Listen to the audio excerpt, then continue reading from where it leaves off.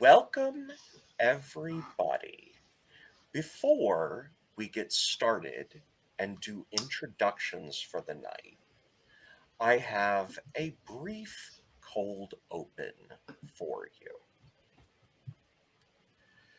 In infinite worlds, there are infinite cities, all named Queensgate. Our story takes place in one of those places. A city surrounded by a giant wall and only half full, bearing the scars of a war hundreds of years ago. A statuesque humanoid entity known as the Scaled Queen floats over a fountain in the center of the city, protecting the residents from the dangers beyond the walls, walls that have stood for over 1,000 years. Scaled Queen wears full battle armor, including an iron dragon mask, and she stands between 8 and 9 feet tall.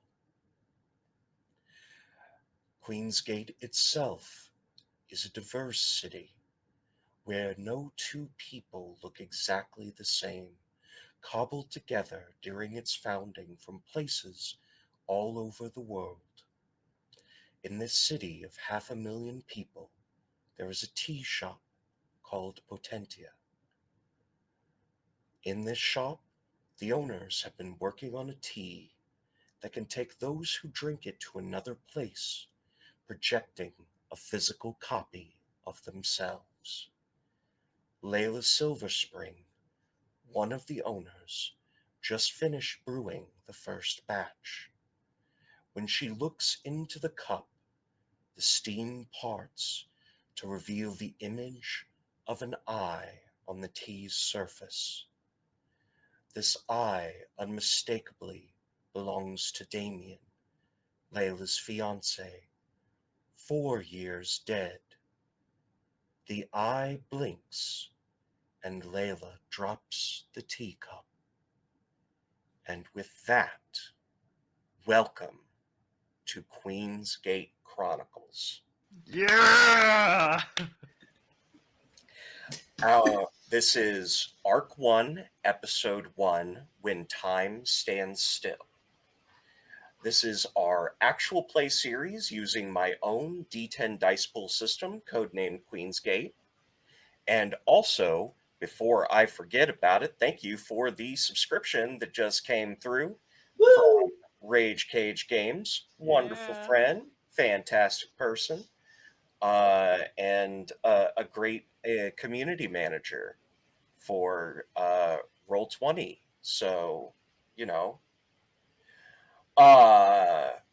other than that, though this may first appear to be a fantasy slice of life kind of game, it should be noted that Queensgate Chronicles is a horror game, and it may not be suitable for all audiences. Content warnings common to the series include body horror, cosmic horror, violence, and death. If any of these topics become too much, please take care of yourself and step away as needed. We'll still be here when you get back. I am your game master and primary collaborator, Synthetic. I use they them pronouns, and I am joined by our three wonderful players today. Unfortunately, Cass Yoda Almighty was not able to make it today, but she will be joining us down the road. So let's popcorn around and have everybody introduce themselves, including their characters' names, pronouns, and the answer to a question that I gave them. What does your character think of fate? Starting with Knox. Oh, I was warned I was going first and I still hate it. Hi, everyone. You got this. Hi, everyone. My name's Nux Skittles, pronounce her she, her, hers, and I will be playing Layla Silverspring, who already is going fucking through it, besties. who also uses she, her, hers pronouns. And Layla does believe in fate, and she wants to fight fate. Like as in, if fate was a person, she'd probably stab them. She is the type of person, if someone goes, "Oh, it's quiet today," she will smack you with a newspaper, going, "What is wrong with you?" So can't not do finger guns. Yeah. I love everything about that. Don't forget to popcorn to somebody. Oh, I get to pick? Yeah. Oh, I actually do? Yay! Okay, Danny. That's me. Hi, I'm Danny. Danny's Corner. I'm gonna be playing. My pronouns are she/they. I'm gonna be playing Quinn, whose pronouns are also she/they. Who is Quinn? You'll find out. But the answer that I, Quinn, would have to the question of what do I think of fate? I think fate should be nicer, and that's about it. Back to you in the studio. Well, there's only Back to one person to Matt. popcorn. Okay, well, cut to And you, here's Matt Matt. with the weather. Oh, hey, thank you. Hello. This is going swimmingly. He, him pronouns. I'll be playing Xia, he, they pronouns. Who, as far as fate is concerned, is inclined to believe that, there are many different paths we can take. There are many different steps to get to different types of fate. And it's just a matter of making sure that you take your steps with purpose. Because if you want to head towards a certain fate, it all begins with one step in that direction. Beautiful. Back to you, Sin. Thank you so much. And yes, we see Cass in chat, hoping that the rest of your February goes better than the beginning of your February has gone. We love you, and we shall have you join us next time. Okay, so we are going to pull back from that moment that I just described. We are going to actually start in the morning of that day. And it is the third of the season of Freeze, during the first week festival. In fact, it is the second to last day of the first week festival, as there are 4-day work weeks and 2-day weekends in this 6-day week world. And during this, the tea shop is bustling with busyness once it does get open. But I would like to ask what each of your mornings look like before getting ready to go to work. Would any of you like to start with your description?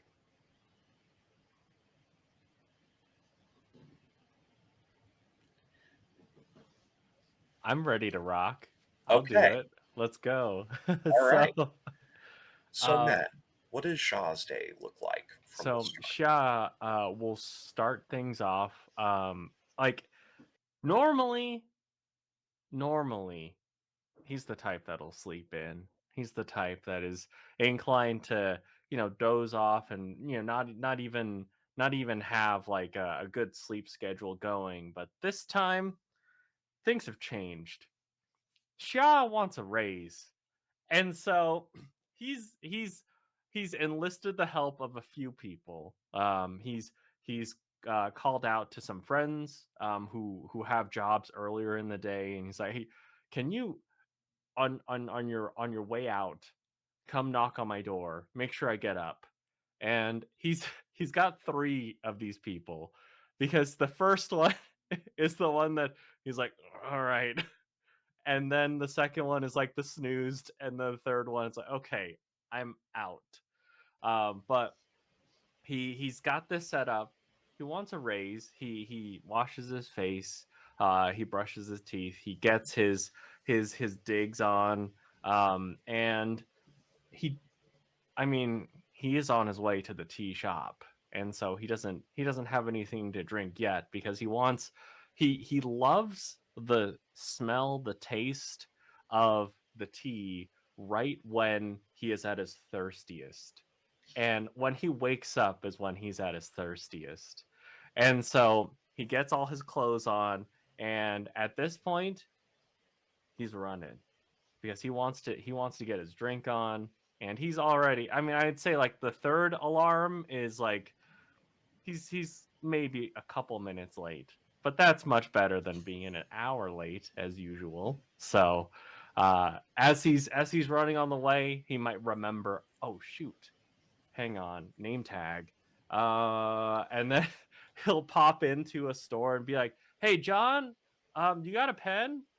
And then snatch up that pen, find a little piece of paper, scrawl it, like lick it, stick it on his shirt, and run into the shop. Hey, As sorry. as you are doing that, John yells out the door, I was gonna say no! I'm sorry. I'll get you back next time. I'm late for work.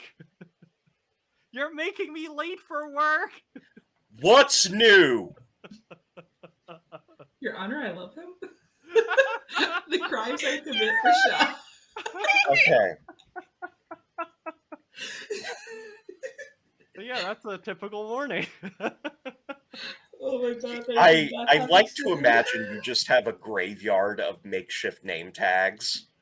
Yes, absolutely. And they end up usually in the tea shop in different corners because he's licked it to put it on his shirt. And so they fall off all the time. And when he's taking orders, he makes a new one.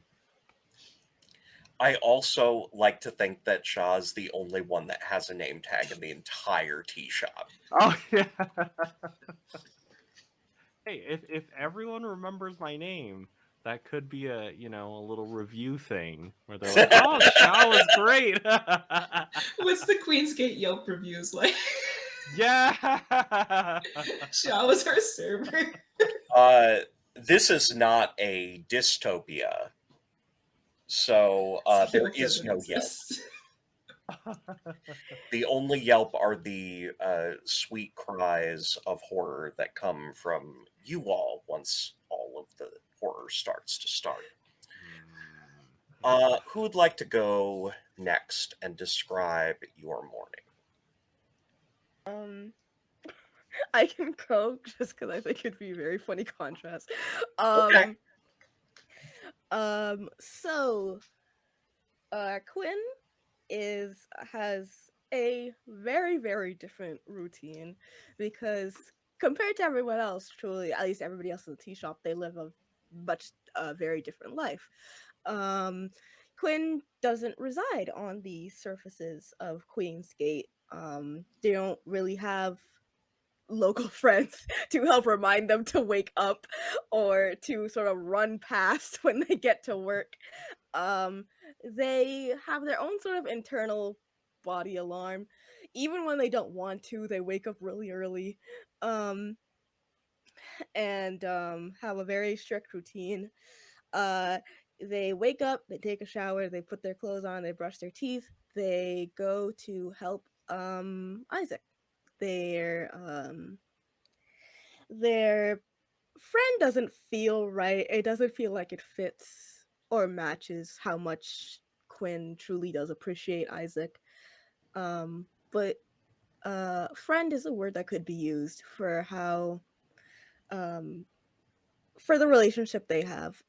Quinn dedicates their mornings before the tea shop opens, and they know when the tea shop opens because things suddenly get a lot louder above them. That's sort of they don't really need any sort of clock or time indicator because the noise there's a natural indicator. Um, so they've scheduled their routine around. They know almost exactly in the next couple of minutes when they'll need to start preparing to open their side of the shop, when they'll need to prepare to be social, quote unquote. And leading up to that time, they do specific tasks for Isaac. They get Isaac food and water. They essentially give Isaac any medicine that it's needed. They will. I think Quinn will has learned how to make a very specific tea. Quinn doesn't like. I will say, for working in a tea shop, Quinn doesn't like making tea that much. It feels, um, it feels, it feels too slow in their eyes. But they do it anyway, specifically for Isaac, where they make this medicinal tea that they learned how to make from a certain somebody who is probably getting the shop ready um as we speak. um so that's what Quinn's morning is like. They spend it with Isaac, doing all their what they feel is necessary. They put Isaac before themselves. Um and then uh and then when it's like in their mind, it's like it's about to get loud in 10 minutes. So now I have to start preparing. They will um go and start setting up their part of the shop because they can do that relatively quickly. um and that's their morning. While we're talking about this, would you actually describe what you think of when you think like what Isaac looks like? Yeah. Isaac is Sin, why would you do this? Isaac is I'm gonna do it to Knox here in a minute too, and then Matt's gonna but get it later in the episode, so it's fine. but they got a Alright. warning. Ahem.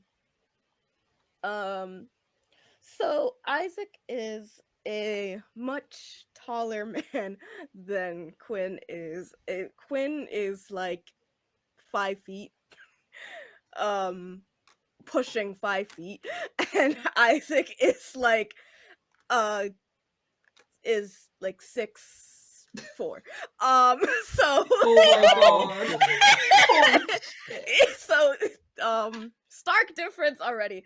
Isaac is a very tall man with dark skin. He has a lot of scars all over his body, and he's wearing sort of this casual clothing stuff that's like this lightweight, just a lightweight sort of shirt and long pants. um he has some bandages around his arms and a bandage that goes over one of his left eye. um and he looks somewhat sickly. He doesn't look like he's in the best of shape. But he always puts on this sort of strong demeanor, and not necessarily the strong like happy demeanor, but a strong demeanor that he wants you to think he's okay and doesn't necessarily want to be looked after or seen as if he is struggling or weak or anything. So he sort of puts up that sort of front. He has oh god, I have to think. Oh, how dare you? He is he doesn't have any hair, so he's bald and um has like a beard that has two braids in it. Um and that's sort of the key details of him. Okay. And And you notice, much like any morning, like when Isaac first gets up, he starts to cough. He has some problems, but after he drinks the tea, it seems to subside the symptoms. And he'll look up and say, "Thank you." um Quinn just sort of nods. It looks like they think for a moment, they pause, and they look like they're thinking of conveying something to him, but they decide against it. So they just nod. And instead of doing what they usually do, they actually write on a piece of paper. um, what do you want to eat?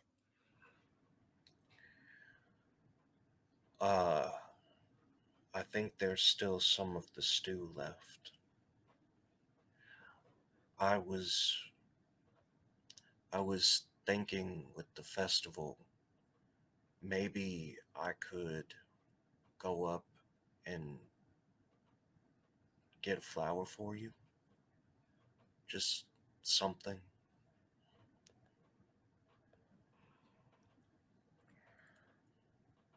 Mhm. Um, in his mind, he will hear, would that be safe for you?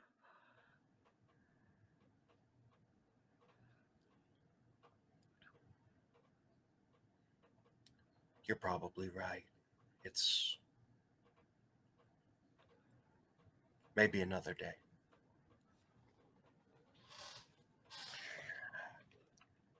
I will get stew. That's Do what what? he said, in his mind here is, I will get stew. And that's what Quinn will go and work on getting food.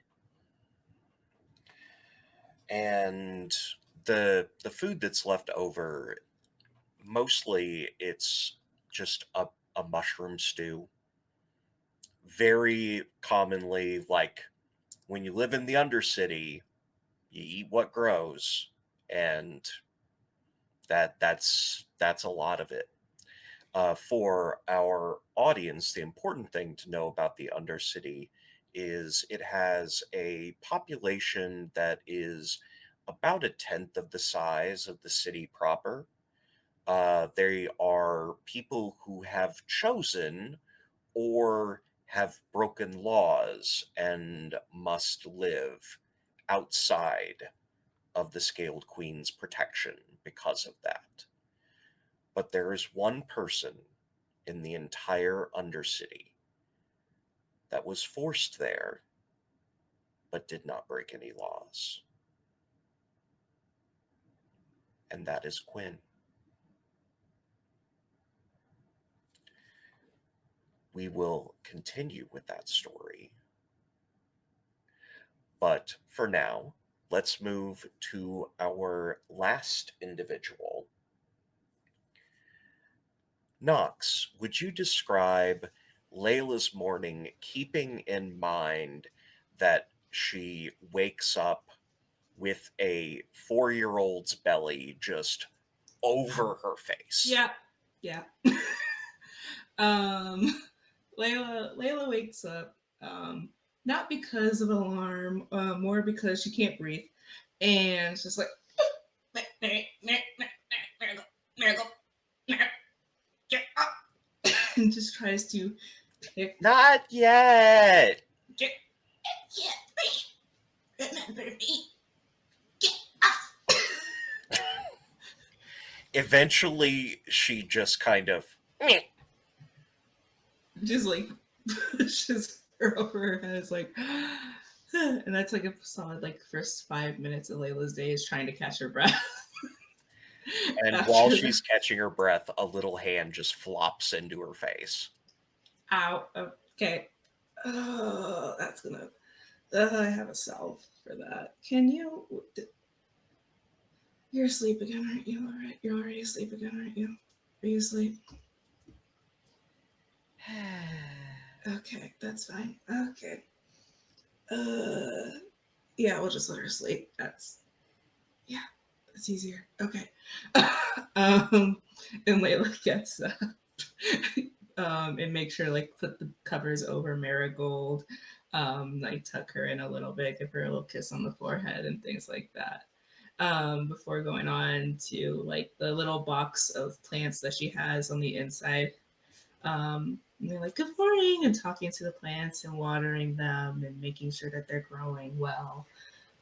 She always picks one and puts it in her, picks a flower and puts in her hair for the day to go, and she just gets dressed.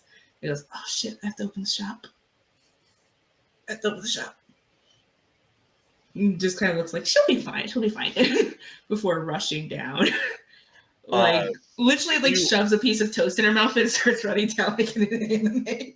when you open the door to rush out, you hear, "Give me tea." What did we say about asking things nicely?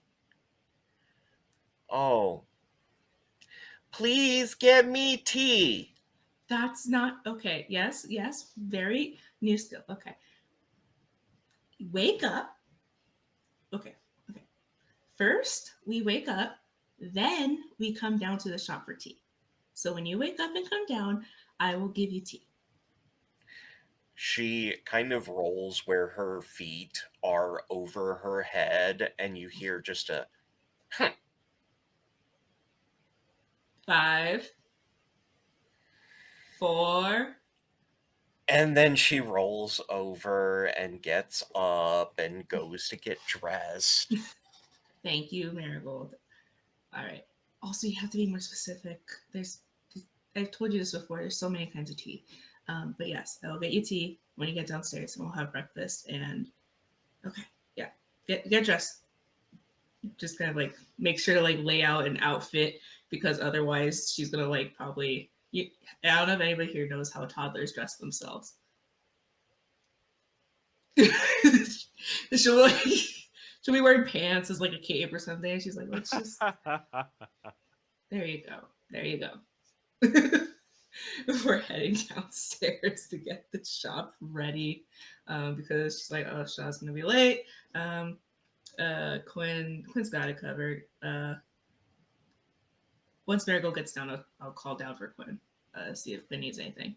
And just starts getting the tea shop ready for the upper side, ready for the day, like replenishing herbs and things like that. One thing that you notice is that Austros is not there currently, which seems weird until you're going through the inventory because you have to go through the surface inventory and the undercity inventory before starting the shop, and you see that a fan of ghost fungus is gone, which indicates to you that Austros has already left for where Tutes. Okay, yeah, that tracks. Could just leave us a note, maybe. Hey, Layla, heads up. I'm gonna go do some stuff I'm not telling you about. You know, it's fine. It's fine. We don't question it. Okay. Leave a note. Okay, that's it. And just it's not that hard. It's not that hard.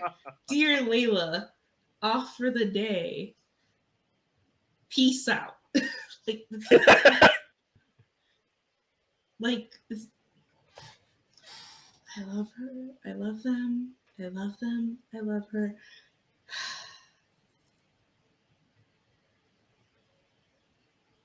I gotta open a tea shop. Okay. It's just it takes a second. Bree's like, work, work, work, work.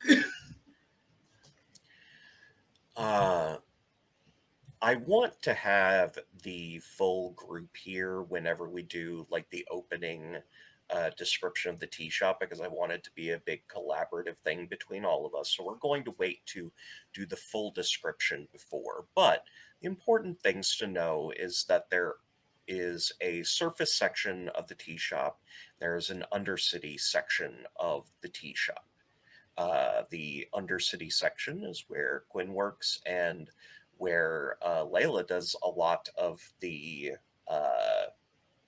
stocking of the fungus that grows down there because many different types of things grow. The hot box is up outside on a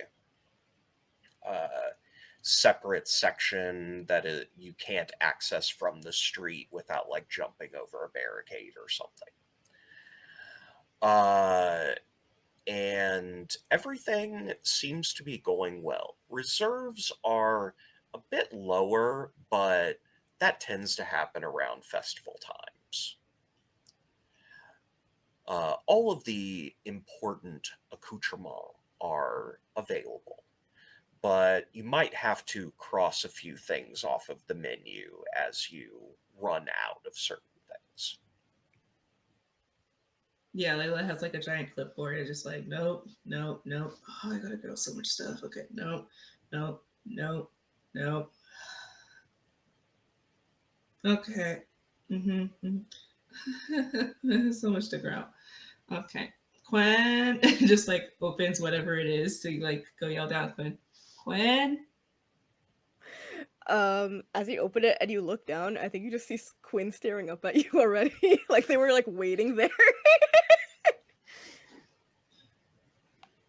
Hi, hi. Do you need anything? Okay, yeah. Okay. It just starts walking down. Marigold, I'm going to talk to Quinn. I'll be don't set anything on fire or something. I don't know. Just walks. Leaving a 4-year-old in charge of an entire tea shop is wild. Great idea. This is good. Especially because she's not awake or is awake, you really don't know. She's fine. She's fine. They have magic to like. They have things in place. Like Layla, childproofed. Actually, probably Ostros. Ostros is actually probably the person who did it childproofed everything. Layla's That like, yeah, sounds no, more I'm right. sure a 4-year-old could get into that much trouble. And Ostros is like,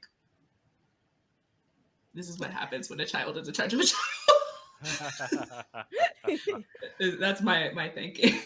By the way, really quickly, what does because we didn't talk about it, what does Marigold look like? Marigold looks. No two people look the same. We said that, but Marigold looks eerily similar to Layla.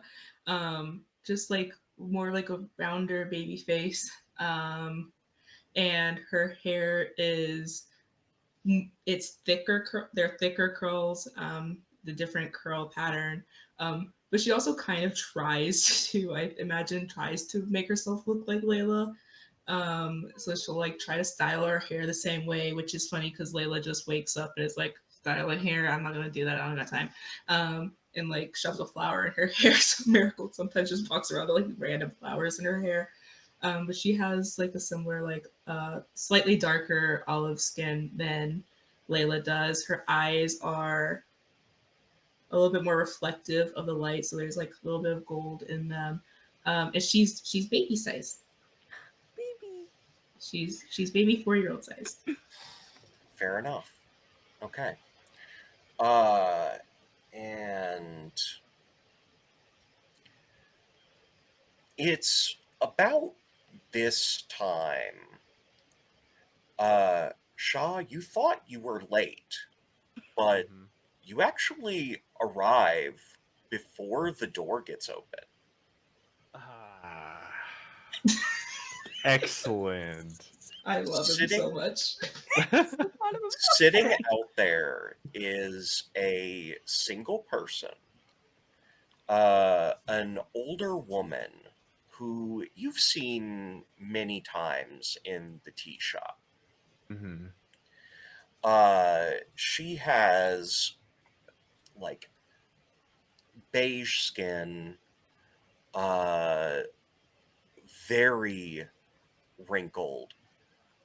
Looks to you to be someone that might. It's hard to tell if she's still alive sometimes, if she stops breathing for a moment. Oh no. Every morning. Okay. And she looks up at you. Oh, Sha. It's good to see you. It's good to see you too. You're early. Early? Okay. Hey, would you mind telling everyone else that? I certainly can. Thank you. Thank you so much. I also meant you're early for you. The shop should open any moment now. Ah, but if I got here before it opened, then I'm on time. This is an excellent point. Yes. Yes. I knew you were on my side. Sides are a strange thing. For one thing, someone could be on one side, but for another, who knows? That's true. That's true. And have you ever seen a Mobius strip? Like, how do you make sense of that?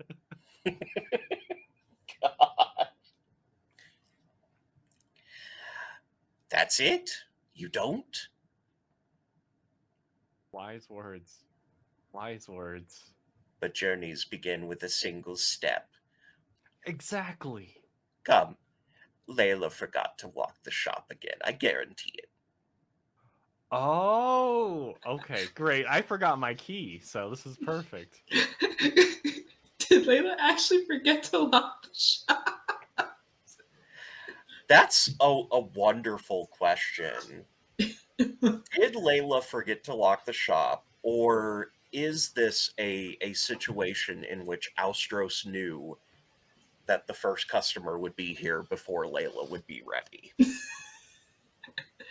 I feel like Layla, with how constantly looking over her shoulder she is, would be like triple checks the lock every night.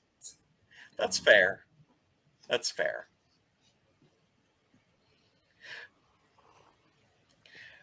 But the door does open.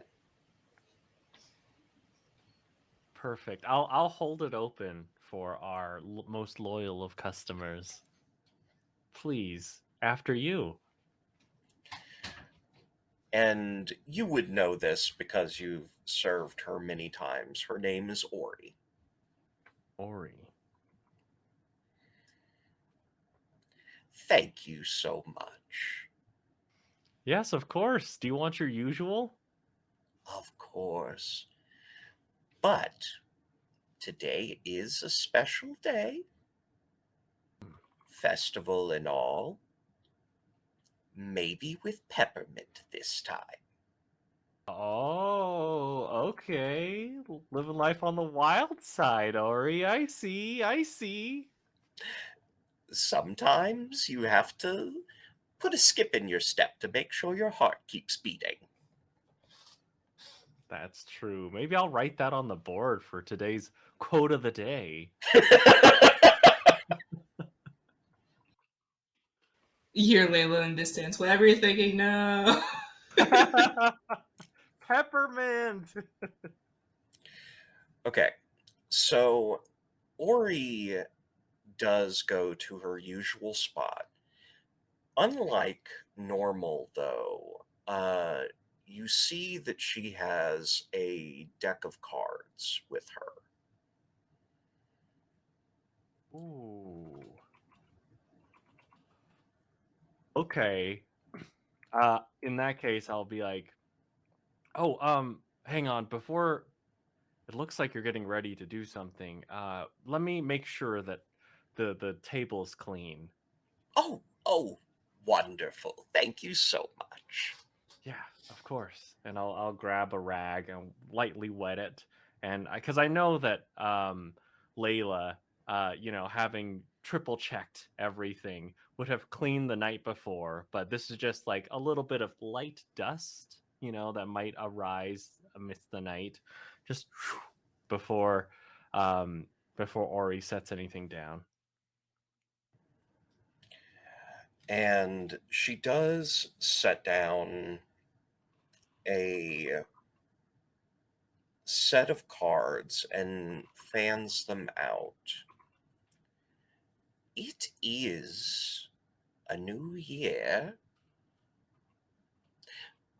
Shah, would you be interested in knowing your fate? Yes, please. I would love that, Ori. Wonderful.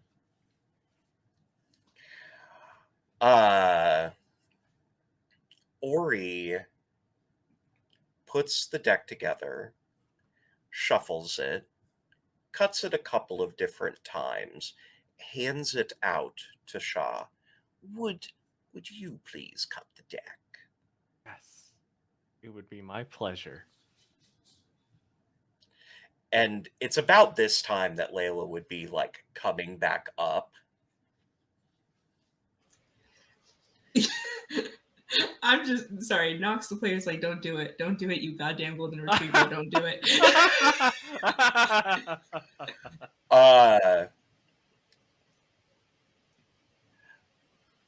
Ori says, I do love reading for such an affable young person.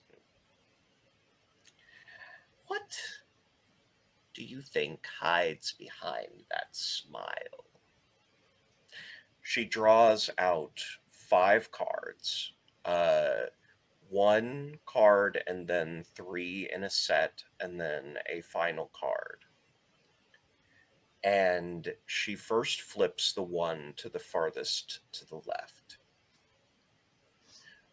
Your past is the Fool, a journey that began without your knowledge.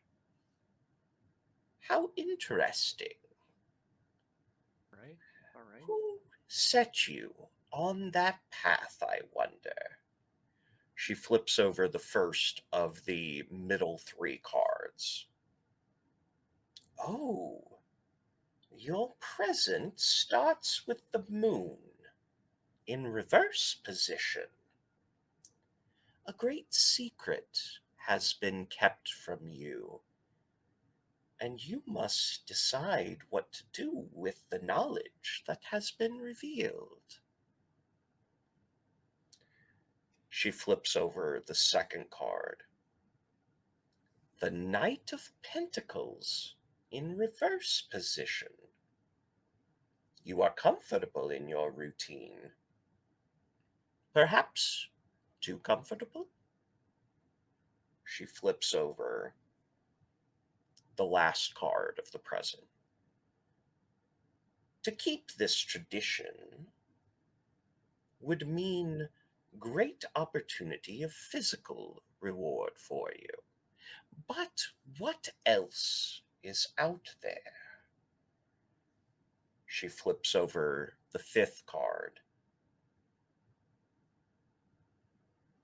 The sun. You shall have clarity. The answers that you seek, you will find. Perhaps not in the way you desired, though.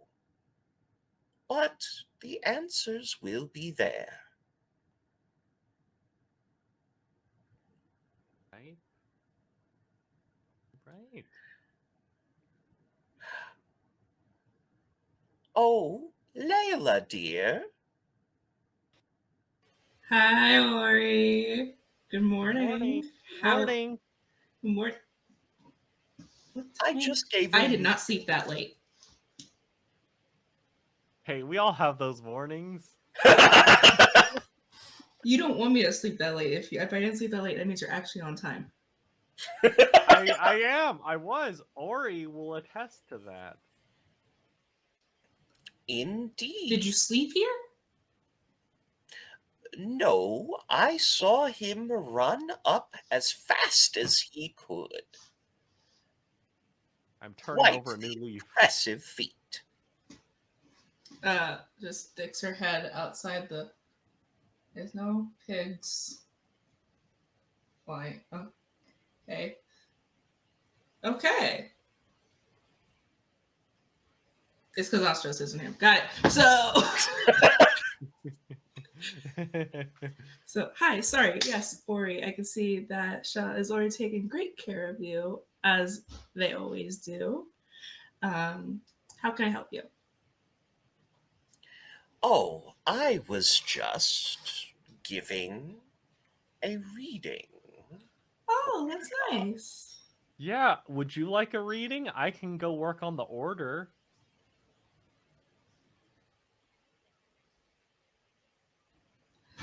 Sure.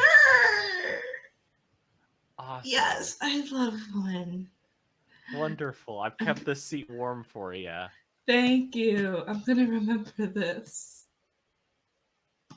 Yes, when raise time comes. Oh, you bet. And when you're sleeping. Ooh, okay. I'm not sure what that means, but it seems positive. Oh, bless you. Okay. Layla's gonna sit down. Okay. Ah. Let's see.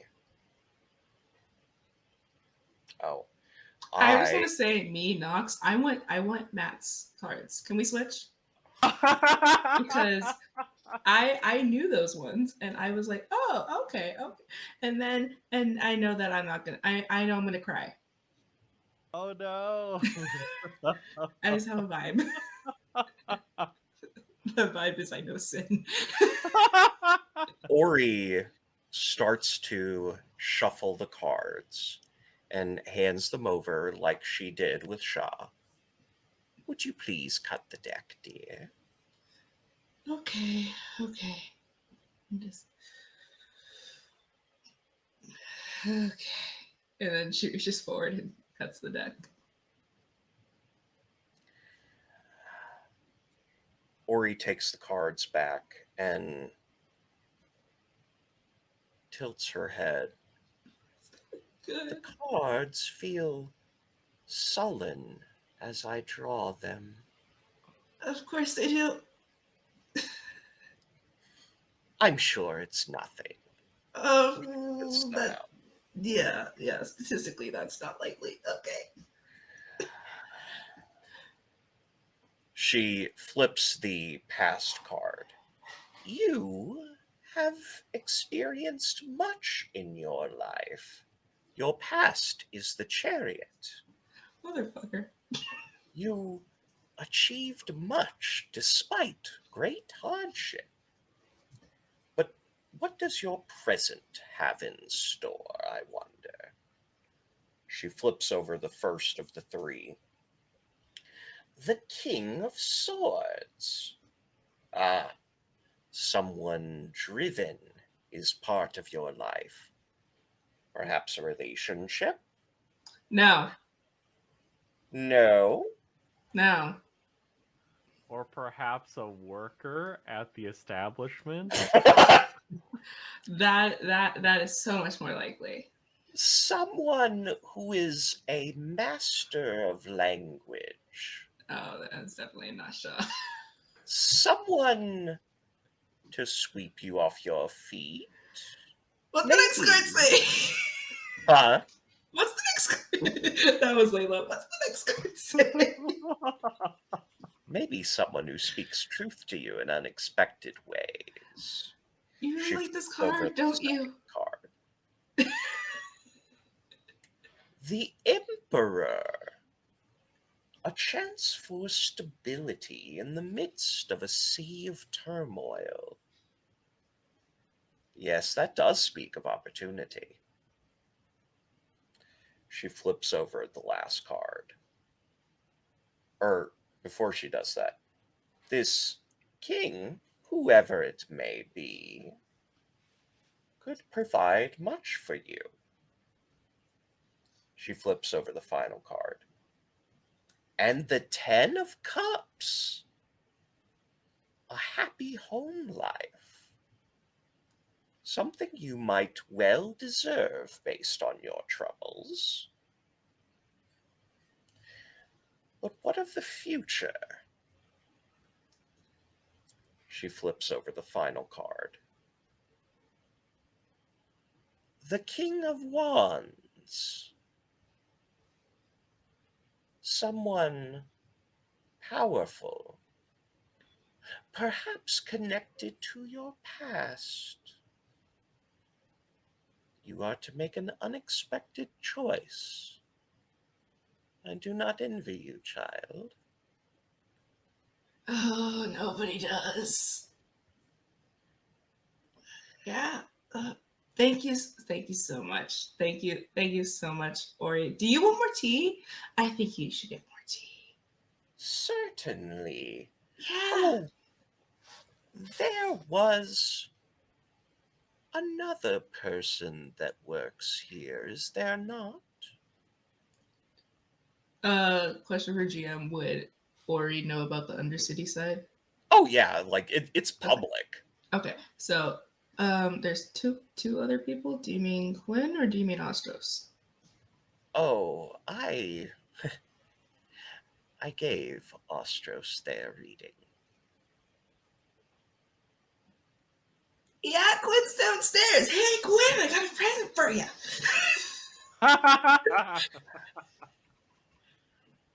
And she does in fact go down the stairs and offer Quinn a reading by candlelight if they would be interested.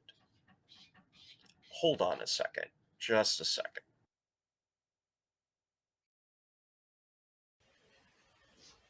The fact that just that was a reading. Yeah. It's looking bad for y'all. What am I talking about? Shaw looks like they're gonna be happy. Yeah, great physical reward. That sounds like Like some cash. yeah. All right. Okay. So, Quinn, this is the first time we've met. I don't often make it down the stairs at my age. But would you like a reading? In the ladies in Ori's head, she just hears why? Oh, to celebrate the new year. To let people know what it has in store for them.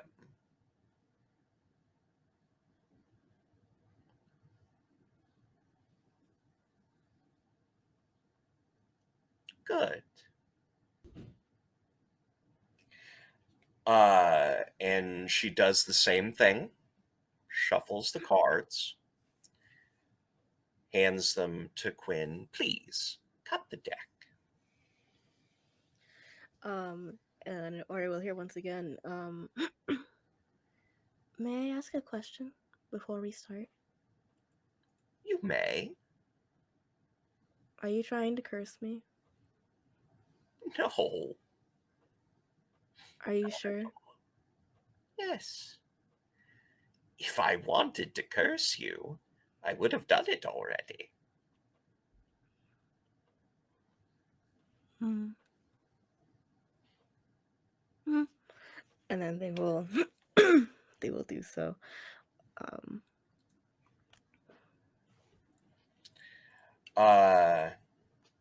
Okay.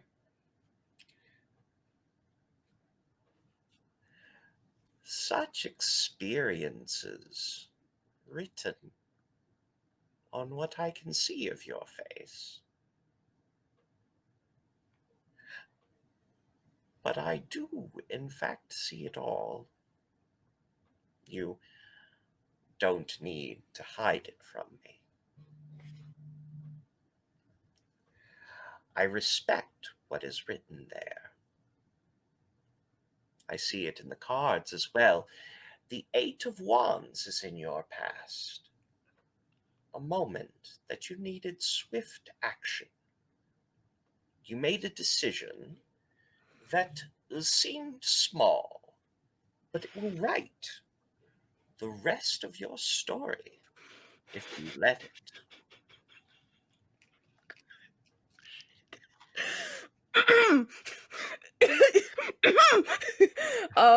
I think Quinn hears that. And Ori hears, I don't like this anymore. We can stop now. Are you sure?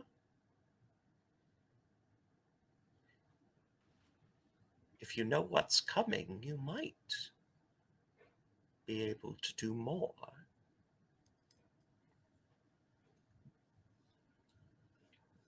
We can continue.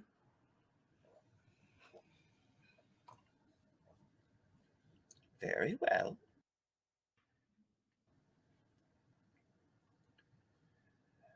Your present is the Empress. An event of great importance will create an opportunity for you. Something related to your past. And there's the Five of Cups. An experience of loss and grief, suggesting that it is in the present, not in the future.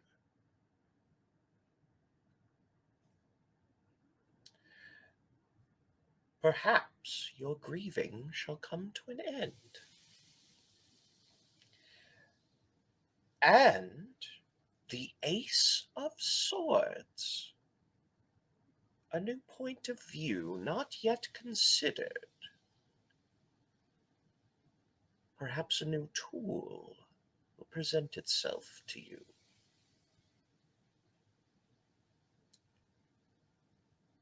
But there is one last card. Do you want to know it?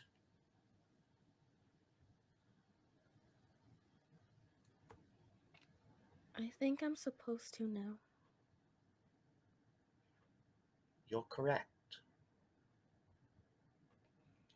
She flips over the final card. Your future holds the devil. You will know that a decision you make could lead to pain. And the cards say that you will choose it anyway.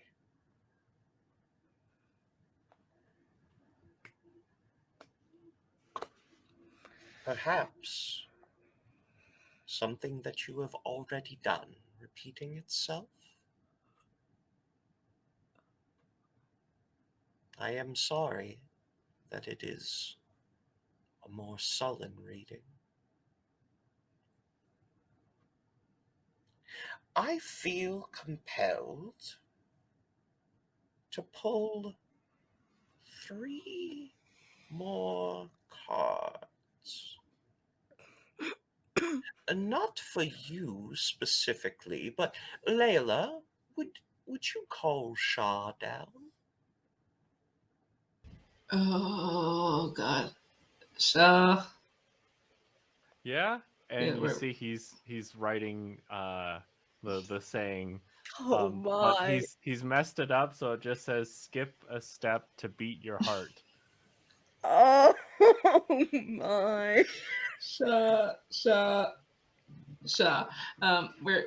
We're downstairs, Undercity, please. Oh, okay. There's more in store for us. Fate, what do you have in store for these people? She flips over the first card.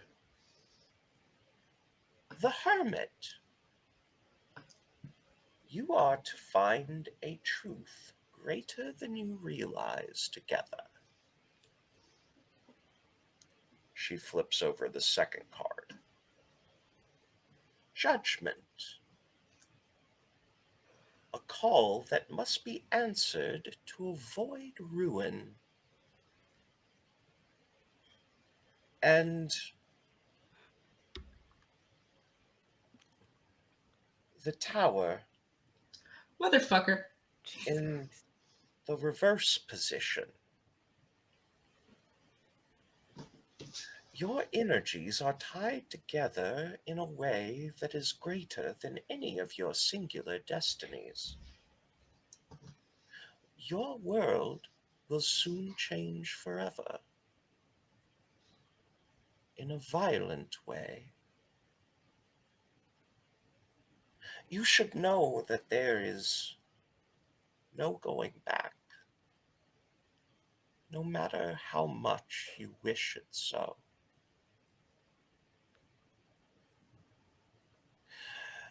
And Layla, Yes. if you harbor curiosity, you can find me in the library. Just look up Ori Dawn Soul, and she fades from view, leaving the deck of cards.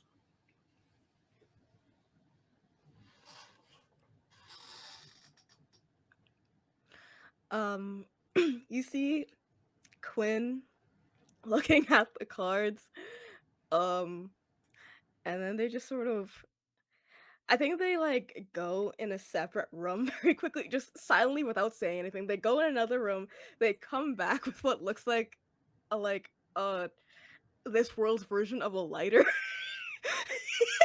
Layla's with you. Layla's like, all right, I got a bowl. Just light it. Let's just go. That's how We're readings just going. go. Nope, we're just burn it now. Burn it.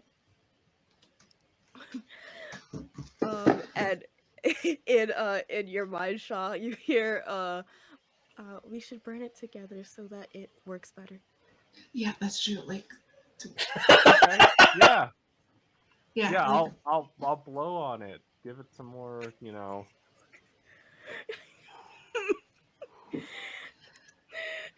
Shaw, fanning the flames. next time somebody asks me if I want to know my future, do not tell them yes. But I did want to know. I did. I'm sorry. I'm For the sorry. record, the cards burn, except for the tower. Hi. Motherfucker. The tower remains there, upside down on the table. And then it slowly fades away. Is fading away like typical of people in this world, or is it some ghost shit? That is not something that you would have seen in let me put it this way.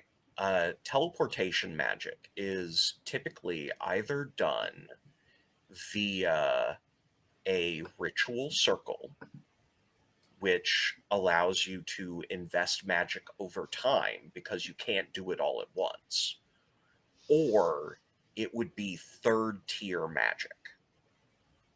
So the person who would know would probably be Ostros. From what you've heard, third tier magic would have been even beyond her at her height. So it seems the only way to find that out is to go to the library. But considering the spooky person just told me that at the library, I'm not going right now. So, or at least I'm not going alone. But nobody to take because you have At to this watch. point, you hear I just set myself up. from the Undercity, is everybody open? This is a voice that Layla recognizes the most.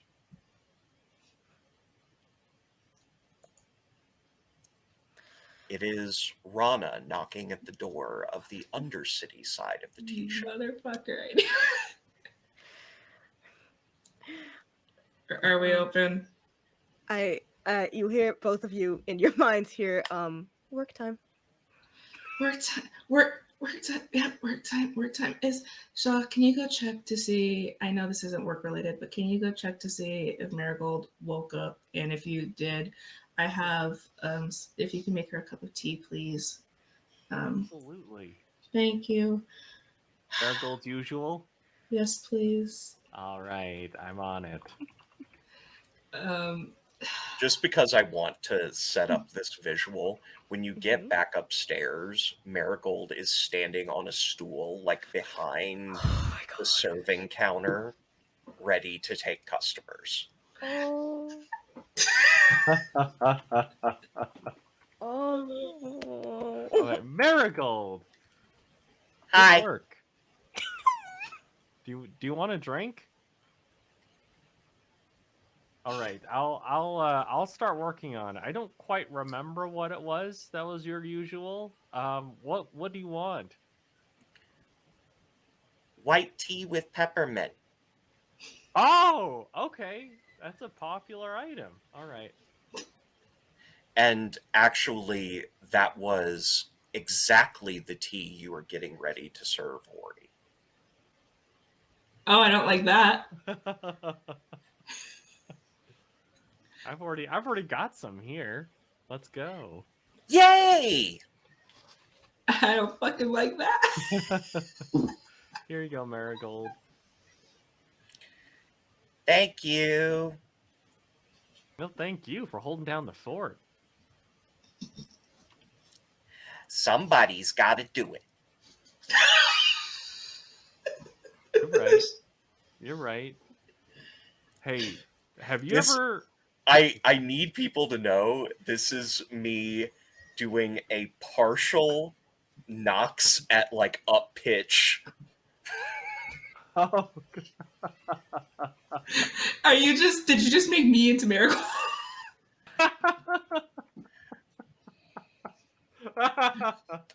I don't know. This is just what came to mind. And it seemed right. It fits. Because the somebody's gotta do it is that's something she learned from Layla. Mhm. Layla muttering under her breath. Somebody's gotta do it.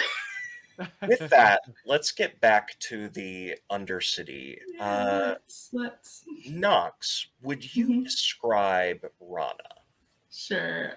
Rana is about like we'll say 6 foot. And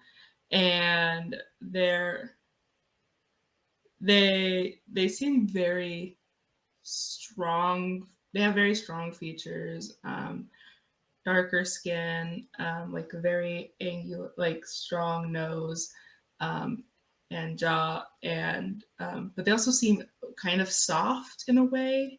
Um, like they like the best way I can think of it is they look like they could take a hit, um, but also like you can kind of melt into them. Now that Layla's thought about that.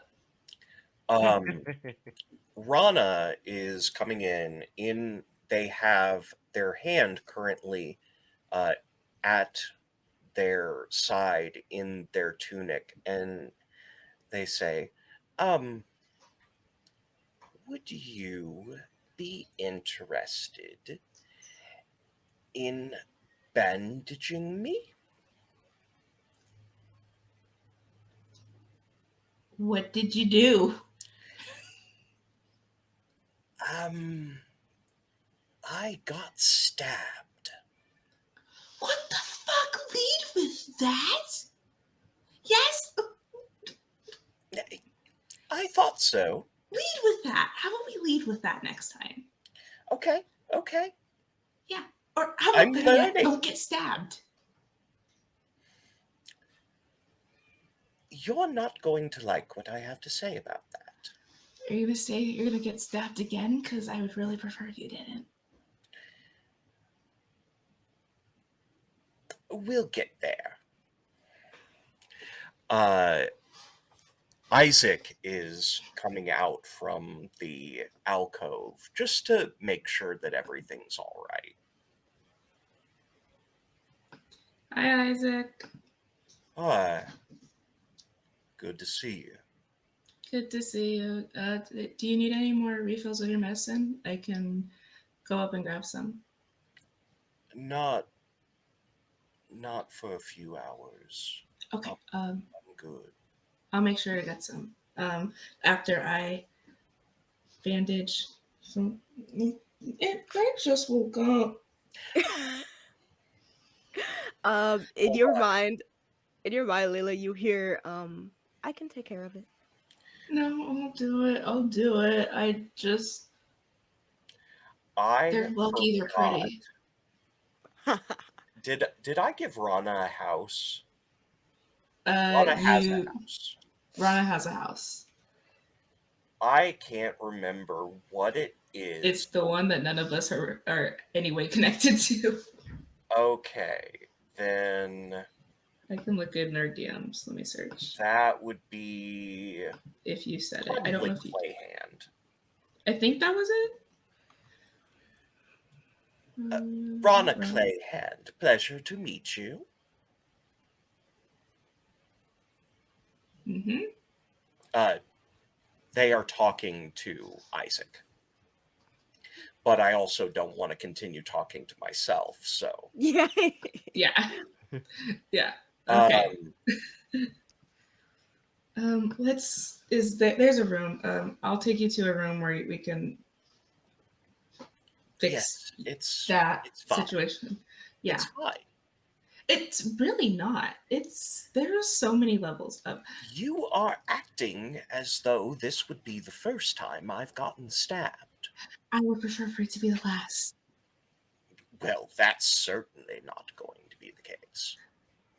I feel like they're just arguing as they walk, as Layla just grabs their hand, just leads them to the next room without thinking about it. She just grabs their hands, like, oh my god, no, this is not normal to get stabbed all the time. I have somehow managed to make it through a decent chunk of my life without being stabbed. I'm just saying. Well, then you are going. Yes, Danny. I just want to say, in Layla's mind, as you're walking away, I think you just say, in the back of your mind, Quinn's voice just say, "Sometimes it's hard to not get stabbed." Just whips her head around. Quinn, no. Oh, wait, we gotta. Okay, I'll. Okay, we are gonna unpack that later. We're gonna table. I don't. Unpacking?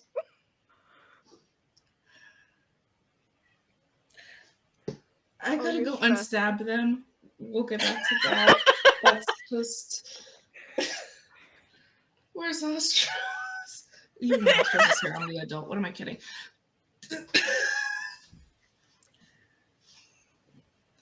So, the way this progresses is you're helping Rana, I'm guessing, up to your living quarter area. Okay, so I was about to say Rana can go up to the Queensgate. Okay, yeah. Mm-hmm. Then Layla's leading Rana through the stairs up to her quarters. There are about 5 or 6 customers seated at this point, all of them being served by Shaw. You're doing great, Shaw. You're doing great. Thanks. Marigold, too. Marigold is still standing on the stool. Oh, good job, sweetie. Hey, you're doing good, kid. Somebody had to do it. Oh, I'm a bad influence.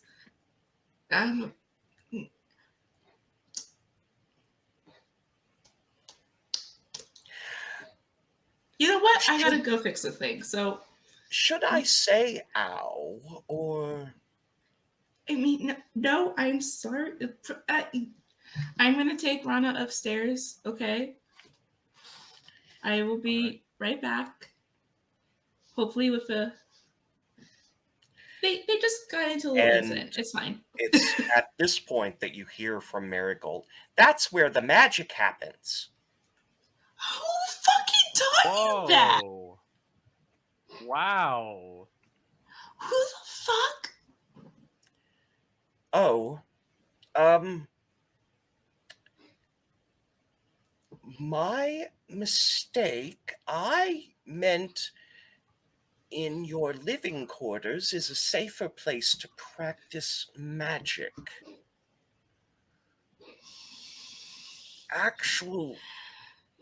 Let's go. I'm about to make that stab wound a lot worse. What the fuck is wrong with you? Why would you say that in front of a 4-year-old? What the fuck? To be fair, it wasn't an exact quote. Oh, it wasn't an exact quote. How did you get even close to an amalgamation of that where my 4-year-old sister is now saying it?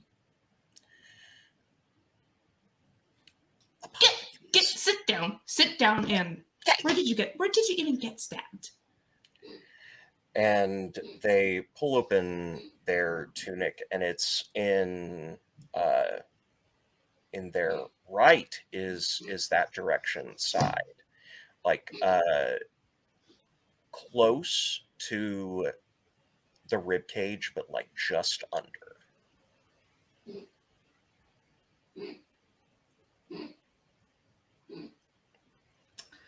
How? She's like, she just turns around and she definitely has like a full on like apothecary in her quarters because she needs to make sure if Marigold gets hurt. Well, What did you get stabbed with? That's also important for this. it was a bolt from a crossbow.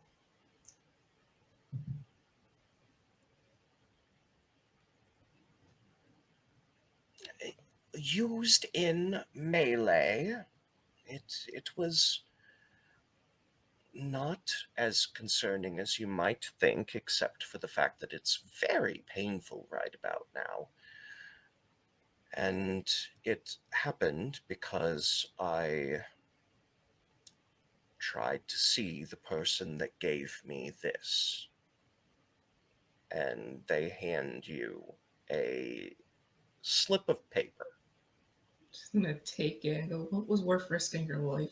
And just open it. You recognize this as a library code for the Grand Library. I hope the book was worth it. It was, because they said the message was for you.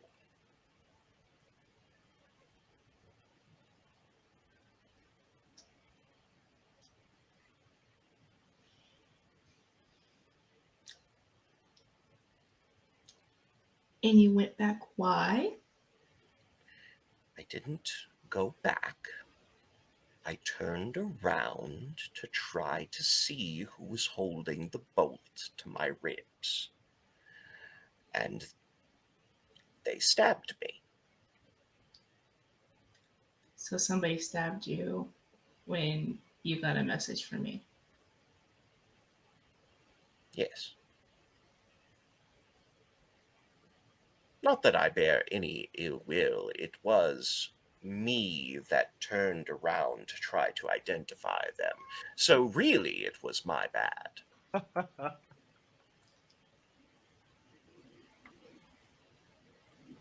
Layla just doesn't say anything and just puts the what's the like equivalent in Queensgate, shoving something in your bra so you don't lose it because you don't have pockets. You can have that same. Yeah, just shoves it in her bra and just like doesn't say anything. Like will not look at them as she's kind of shaking as she puts together the salve she's going to put on the wound. Let's just, for a bit of world building, say that any undergarment devices in this world. Should I just ask you if bras exist? Please.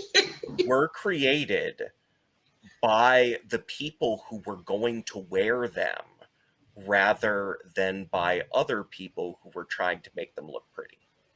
Yeah. There's a pocket in there because I would love a bra with a pocket. Anyways, so there is a pocket in your bra. Yeah. See. Yeah. So we're just gonna move on from that fun world building fact. Rocket. A rocket. Yo. This may be the most important bit of world building we get this entire episode, so I'm happy. The rocket is the key to our future. This will be important in the future. This is going to save our life. Okay, yeah. Layla puts in her rocket and is like shaking as she like just gets the stuff. She's very quiet, which for Layla, we're just gonna say has the same thing where she also cannot handle silence, and so she never shuts up, even if it's like humming to herself. And she's I just I deadly would quiet. say when you like get into that zone, it would be Rana that would start humming first. Ooh. Just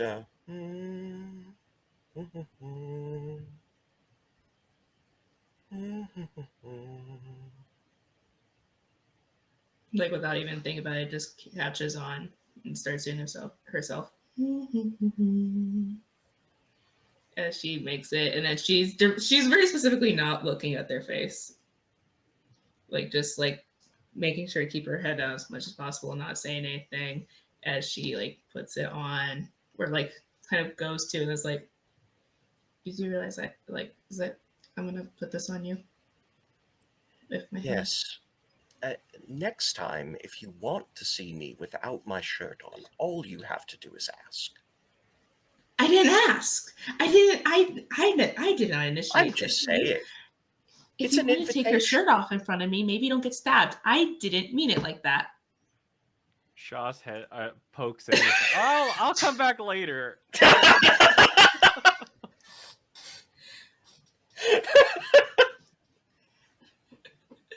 I didn't mean it like that. How about you don't get stabbed? In general, let's focus on the stabbing part. I want to put this on you now because of health reasons and nothing else. All right. Just health reasons.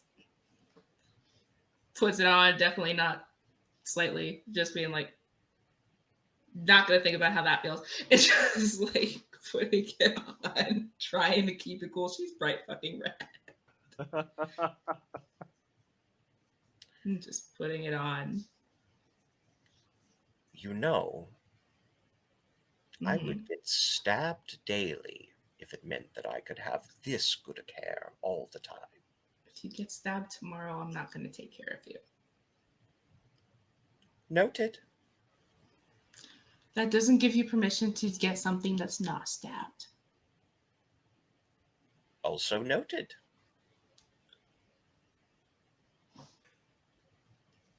You're going to find a loophole in that, aren't you? What do you think I am, one of the fair? I think you operate off of the same logic. Hmm. And I think you're teaching it to my sister. That is completely by accident. The magic in the bedroom thing, that I can imagine is an accident. You teaching Marigold how to get loopholes, that one I don't see. Okay. But, in my defense, Mm-hmm. learning those loopholes now will make her safe later on.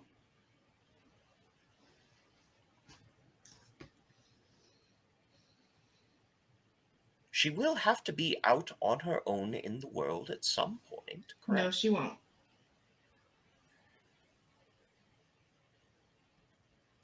My mistake.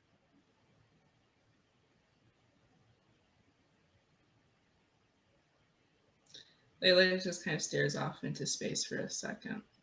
And her hand is still like pressing this out. And she kind of looks like she goes far away for a second and then comes back and it's like, she won't be by herself.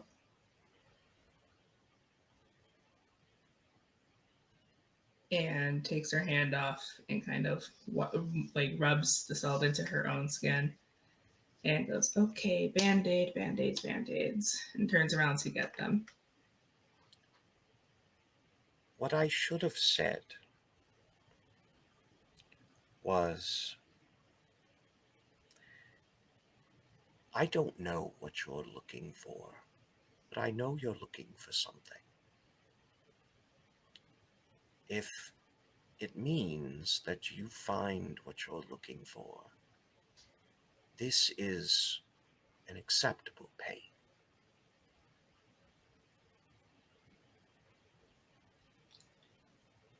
And that's the difference. Is that I don't see a situation where you're in pain acceptable, even if it brings me closer to my goal.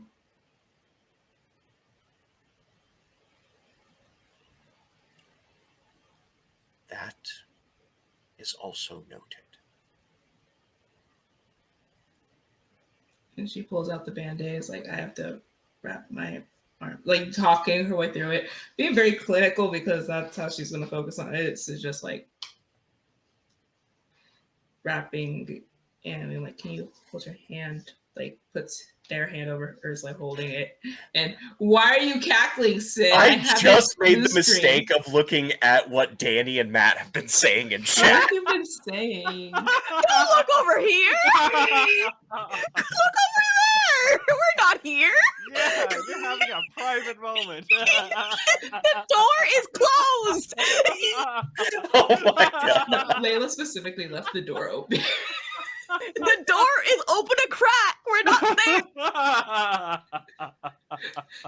Just like put your hand, hold it here, and then Got continues it. to wrap. Got it. Yeah. And eventually when it's done, it's like, okay, you can put your shirt back on now. I'll turn around. I'll leave. I live here. They just put their shirt on. Yeah. There's not really anything private about putting it on. Shut up. Noted. And they will head back down to the main area of the tea shop.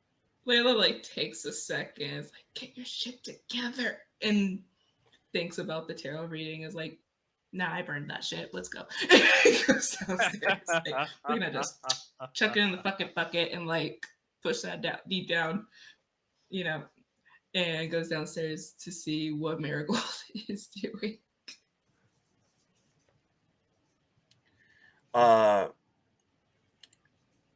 Marigold is standing on the stool as before.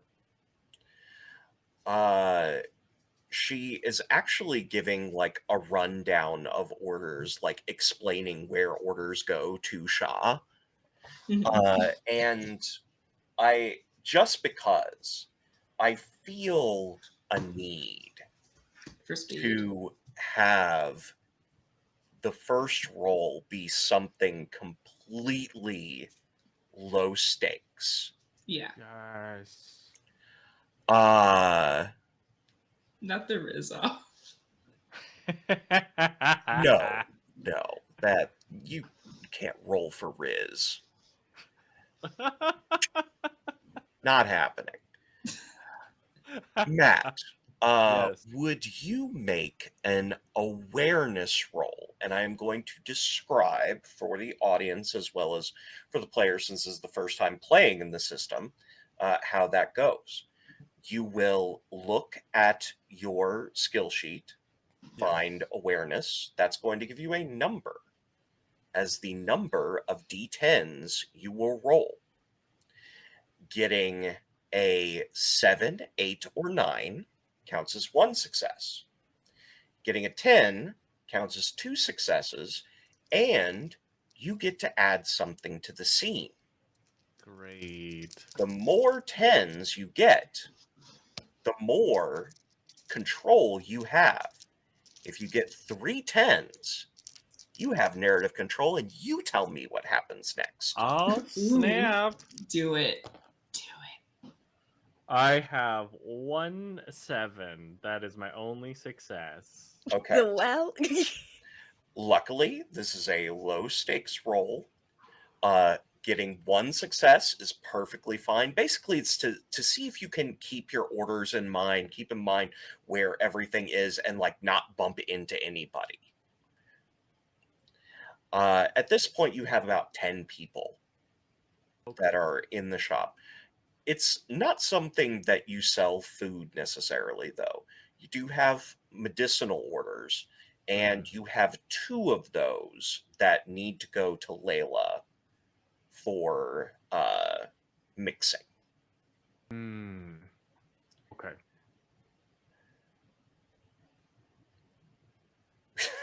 Sha, Great. what's going on? Okay. So I've got 2 orders. I need you to mix. Yep. Also, the whole magic thing, I explained it to Marigold. Don't worry. It's just the next time you're gonna have to like show her some card tricks. I told her never to go up there because it would ruin the surprise. So it's a secret. You're just gonna have to do like a little act for her. They were sometime. stabbed. Hey, look, I don't need the details, please. Just please. When the detail explained of fucking to- bolt went into their side. I explained it And- to Marigold. Just, some card tricks, like, oh, my card. What? It was in my wallet the whole time. That's all you gotta do. It'll be easy. But here's some orders. Here's the medicinal ones. I can't do it. Can you make me some really, really fucking strong lavender tea? Yes, absolutely. I'll get on that immediately. Thank you. I appreciate you. And she just turns to Rana and goes, "Are you gonna buy something?" Or are you just here to stare at me? Turn around to Rana. Yeah. Oh, I'll go. I'll get something before I go, obviously, but I don't want to impose. Sorry, that came out so wrong. No, I mean, no, you can't stay. You can't stay. I will make you work. Or Marigold will make you work, actually. Do you I don't know need how she help got so mixing? bossy. Does she know if Rana can actually mix them? I mean, Rana is from a house that does specialize in life magic. Oh shit! Then yeah. No, that'd be great if you could take like some of this and help me out. That'd be great. Sure. Yeah. Always nice to repay a favor from a friend. Brana. Hey, Marigold. And they go down the stairs.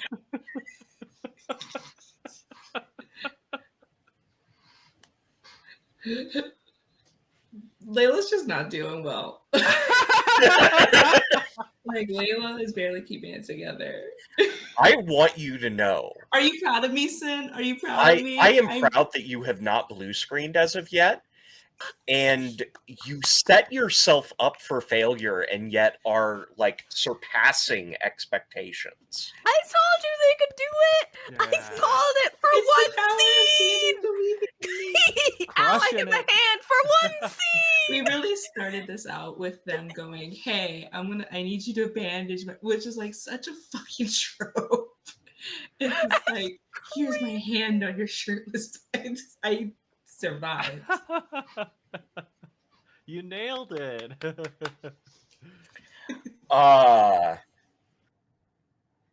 Anyhow.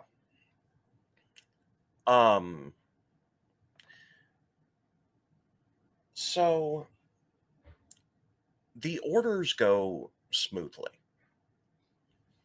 Everything is in its place. Eventually, you have a couple of people in the Undercity side getting their orders, just like you have about 15 people in the city proper. Mhm. It is at that time when you notice the bustle of the tea shop stops.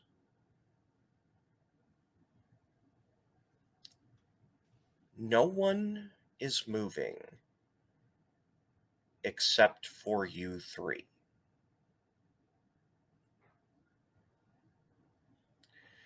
And there is a tall, feminine individual standing in the doorway of the tea shop.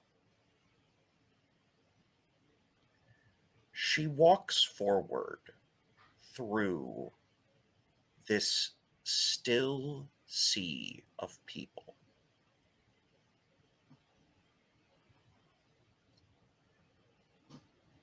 And says, I would like to speak to Austros, to Shaw. And that is where we are going to take a break. Motherfucker. We will Man. be back in about 10-15 minutes. See you soon. And we're back. Yay. Hello. Oh, wait. My caption ninja froze. Oh, no. Oh, Hey, never now it's mind. back. Okay. We're fine. okay. Welcome back, everybody. Time has stopped in the tea shop. Didn't know that was going to rhyme until it came out. No, because now all I can hear is candy shop in my head. I'll take you to the Before the disease spreads, the person standing there is a woman that stands well over 6 feet tall. She wears red leathers with steel greaves and a shaped breastplate forged to appear tight against her torso. Her body has been forged with the same care as her armor, her muscular form bearing no bulk, her skin like smooth stone and just as defined. She smells of lavender and leather. She wears her dark hair in a long, slim ponytail that falls to her waist. Close inspection of her right greave would reveal the clockwork mechanisms common to a below-knee amputation, a common battlefield injury for those who fight outside the walls of Queensgate. Her amputation is not hidden, a point of pride garnered through her service to the city. Her emerald eyes bear a spark of intelligence, and her lips seem to be plastered in a permanent smirk. Is she single? She is looking remorseful? at Shaw Damn it. and saying, Austros, where is she? She seems to be out at the moment, but I could leave a message for her if you'd like. I think the message has already been left. She turns around, walks out, and when she leaves the doorway, time starts again.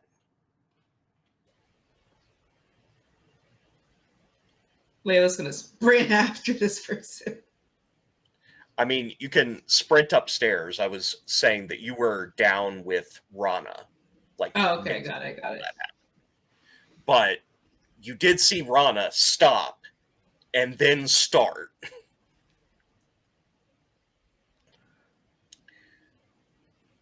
Shaw?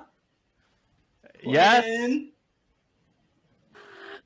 In both of your minds, you hear, what happened? Okay, so that was Shaw. Did that happen for you too? Yes, there was someone else who was moving, who was looking for Austros.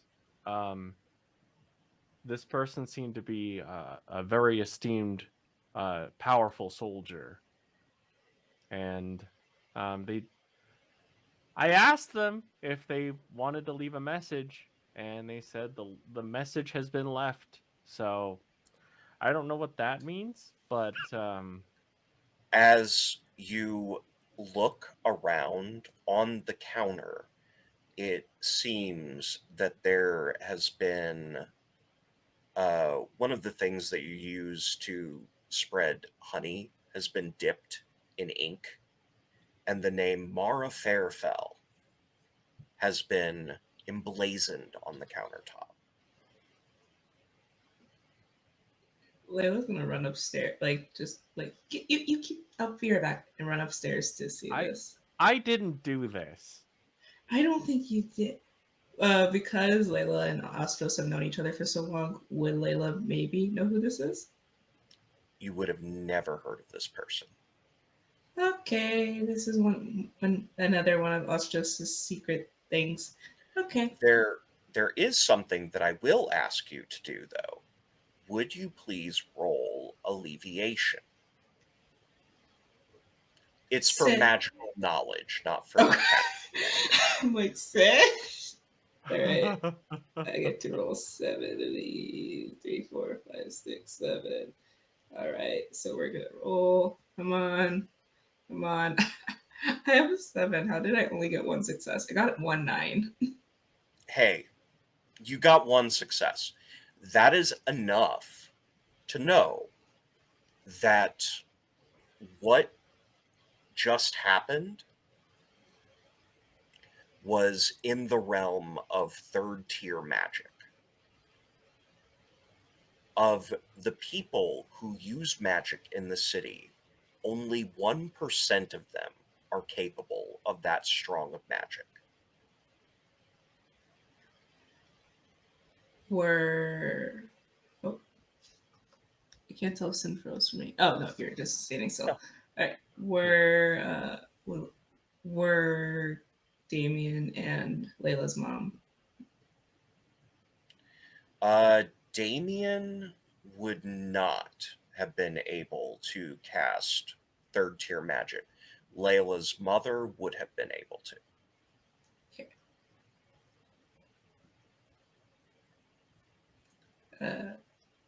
And as powerful as you know Austros to be, if she would have told you, maybe she wouldn't have told you. So we'll leave that for later. What she was capable of at one point. I think she told Layla a little bit. Cass and I talked, and she told Layla a little bit. Okay. This is not good.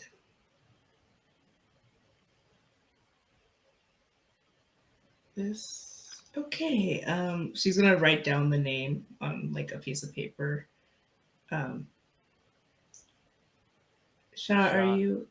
Can you try like if you can't, it's okay. You know, I don't want you to think or anything. What do you need? Yeah, if you could, I guess we'll just. If you can clean that up, I wrote it down so we know. Yeah, of course. After you wrote it down, the name bursts into flames. Holy shit! Okay. And does not leave a single trace. Shaw is gonna turn to Marigold and be like, "Ta-da! Just one of the tricks." That's the magic? That's one of the magics. Just a little taste, so you know what's coming.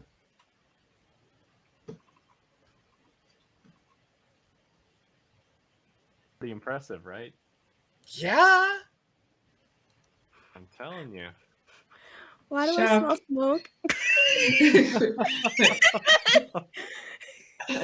It's not Shaw's fault. It's a magic trick. If Marigold asks, it's a magic trick. Okay. That's all. This is normal. I think looking at everything, Layla's kind of freaking out a bit and like feels the paper in her bracket. And Shaw, can you hold down this side of the tea shop yeah, and watch Marigold? absolutely. Here's another tea, Chugs it. extra strong. Chugs it. Rana Just would probably come up at this point. If you need someone to watch the shop, I always could. okay. I was gonna ask if you wanted to come with me, but you can watch the shop. So Quinn, if you've got, I know you've got it. Um, but okay, I guess Rana, if you want to watch the shop with Shaw, and Marigold, Oh, then before you go, though, there was a timer that was about to go off. Down below. I'm not sure what it was for. There weren't any brews going except for this purple vat. It was very large to boil. oh, I was working on something. I forgot. Oh, well, it was about to go off. You should probably check it. Yeah. I'm gonna head. Okay, okay. Gonna go do that first, and then I guess y'all can watch the shop. And Yeah. I have to go to the library. Nothing scary about a book. Nothing scary about a book. Okay. And Layla's gonna head down. And this is when the scene I described at the start of the stream happens. It is the first batch of the astral tea. And the first cup that you make, the steam parts, and you see Damien's eye. And it blinks. What is Layla's reaction? She full on like actually does scream as she drops it and like jumps back, and then realize what she did, and also remember that she just saw the eye. She's like on her hands and knees, like scrambling to try to put the cup back together and get the tea back together. Now, because I'm not entirely evil, I am imagining this as a large brew. So there would be many cups available of it. She's gonna look into every single one she can. Just starts chugging tea, like looking at tea and then chugging it. Well, before you get to chugging, there doesn't seem to be an image. Do you want to drink one of the astral teas? Fuck it, let's go. Okay. What are you thinking of when you drink the tea? The last time she saw Damien's eyes, they were open when she found him. So that's what she's thinking of. Okay. When you do that, your astral copy shows up where you found him.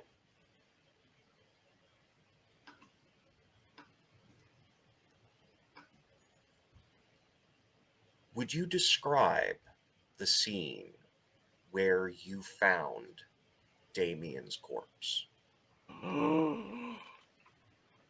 Layla had been coming home, and she walks into the bedroom, and he hadn't even made it to the bed. There were a handful of flowers in one hand, and his hand outstretched towards the door, or towards the door where she came in, and he's just staring at her with his mouth open, not moving.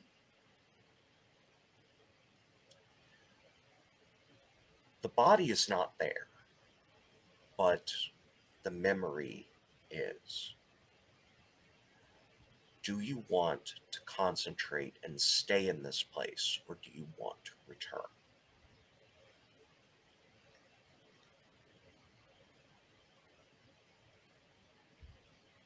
I think she's going to concentrate and stay in it. Okay. This would now be someone else's home. Where you were at, I am imagining that it would have been in basically the Silver Spring house does have houses for the Quills. The Quills being the elite of the Silver Spring family. Mm-hmm. This is one of those. The door opens. I'll just be a minute. Layla.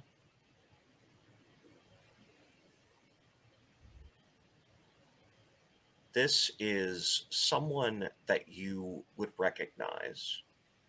One of the Quills. Feminine person. What would be her name? Alice. Alice stands there looking as if a day hasn't passed since the last time you saw her. Nothing has changed about her. Layla, how did you get in? The door was open. I just opened the door, Layla. It was locked.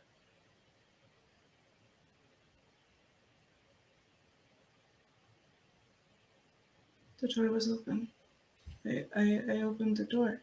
And I opened the door. And Oh. Oh. She comes towards you and she actually opens up her arms if you want a hug. Layla kind of just leans in, like not even fully processing, and just like leans into it and lets herself be held.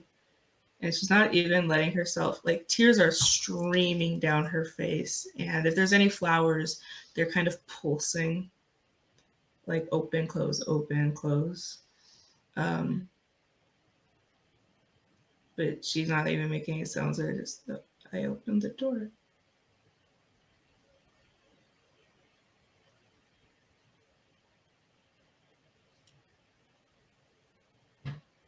I understand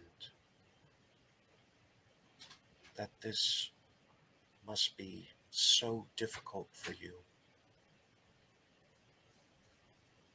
But he's not here anymore.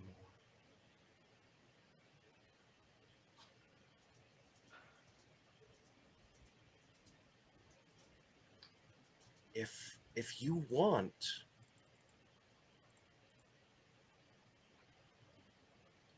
they never close the invitation. You're still welcome here.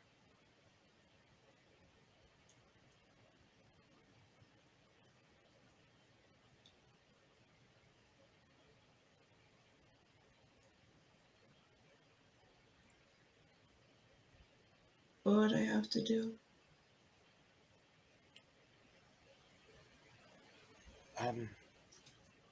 All you would have to do is make a letter to the head of house. Could I stay at the shop? Of course. Just being a quill doesn't mean you have to give up any pursuit in your life. It's not how my mother acted. Your mother was a particularly driven woman.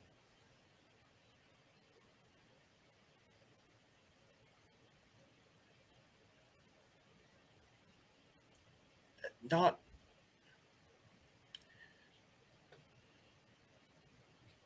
I shouldn't use the past tense, I'm sorry. It's okay. Mama's been gone for 10 years. If she was gonna come back, she would have by now. We hold out hope.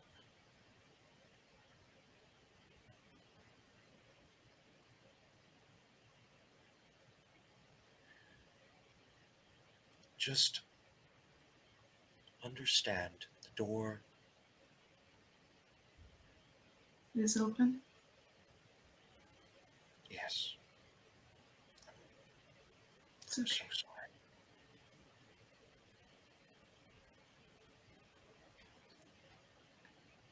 No, I'm gonna go now. Thank you. Of course. And the moment you think about going, you pop out. You are back in the undercity side of the tea shop where you mix teas.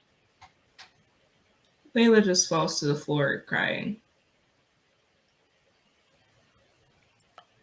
Quinn, you would be the closest one to hear.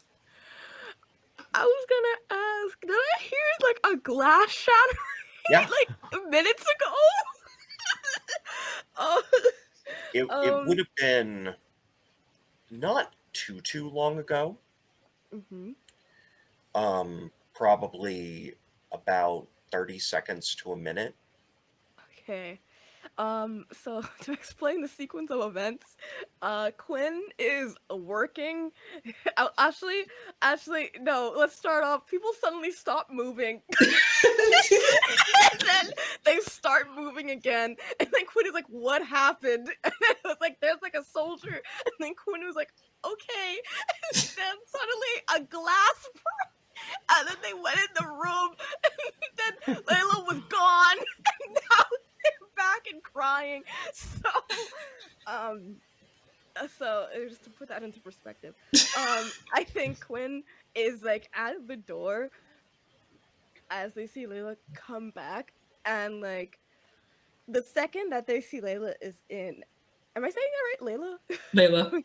Okay, Layla is like in distress. Like the second she like hits the floor, has bolted over and like holds holds her with no hesitation, with no questioning. They hold her and then they like look around because they're a little anxious. In their mind, they're worried that something like physically happened and has now disappeared. So they're like holding her close as much as they can and are like looking around and I think repeating, they just in Layla's mind, they keep hearing Quinn's voice repeating, I'm here. Um, whatever happened is gone now. It's okay. I'm here. Um, Layla is like full on shaking, like violently shaking from how hard the sobs are. Um, and she's just like, as you're saying, like, I'm here, whatever happened. She's like, I don't know what I did. I don't know what I did. you don't have to know. Boss just is gonna kill me. I don't think so. I don't think that could happen. She wouldn't hurt any of us. No, but she's not gonna be happy if I join the Quills.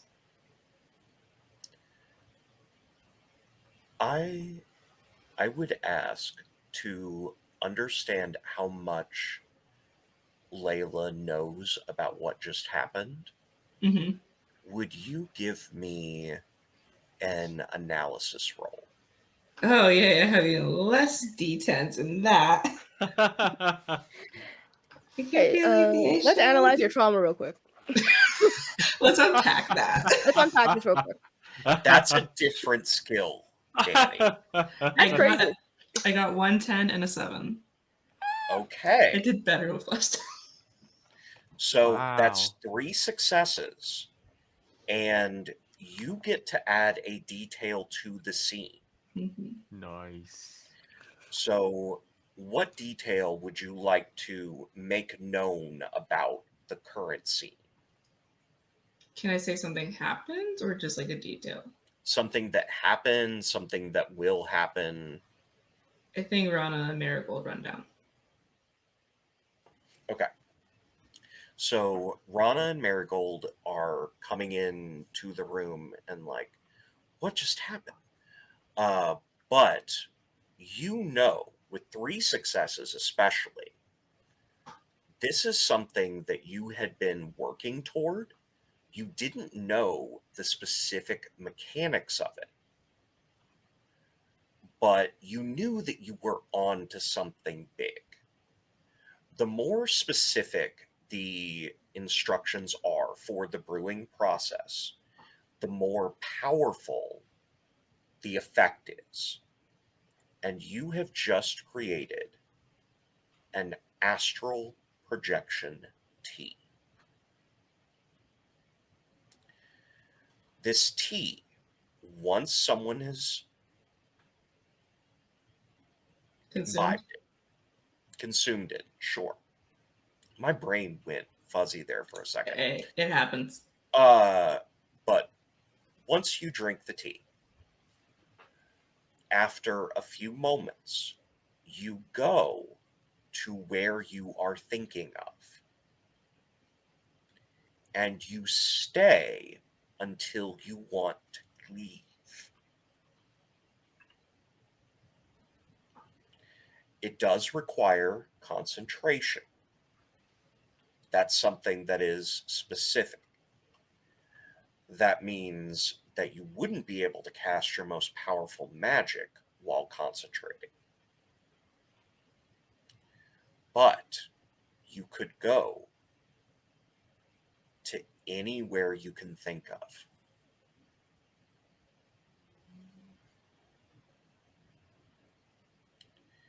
Are you all right?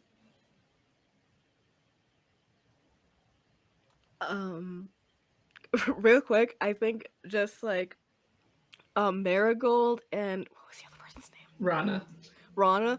They just get like a quick, almost not a yell, but like a quick sort of loud warning in their mind, specifically pointed for Marigold of there is glass on the floor, be careful. Marigold is standing there at the door, just like, that is so cool. Never mind, it's fine.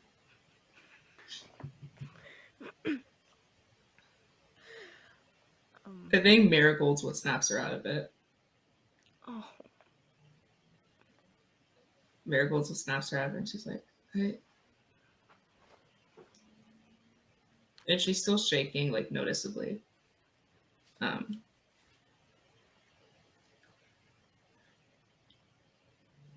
Oh, boy. Oh. Sounds like you did something? So, sometimes I get ideas in my head, and sometimes the best way to get them out of your head is by committing. And I had an idea about a tea. It works too well. What does it do? I went home.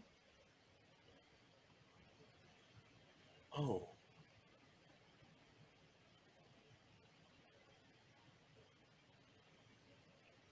It lets you teleport? In a way. There is a detail that you do know. You received a hug. You were a physical form. Oh shit, yeah. Alice gonna be so fucking confused.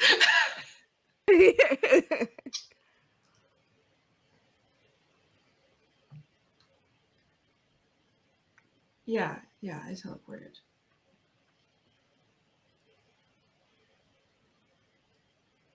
for a little bit, and then I wanted to come back because it was a lot.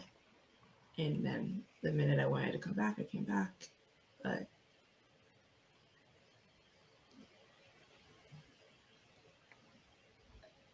yeah, I don't know if Layla would explain to anybody that she saw Damien die. I think the one person she would tell would be Ostros. Mm. And I think she's just kind of trying to get. This has been a day. We're not even halfway through the day, I think, and she's like trying to process everything. So recap: you got stabbed. Yes. The tea. Weird Yes. person coming in with a message for Ostros. Tarot reading from hell. Am I It does missing seem like anything? it's been a day.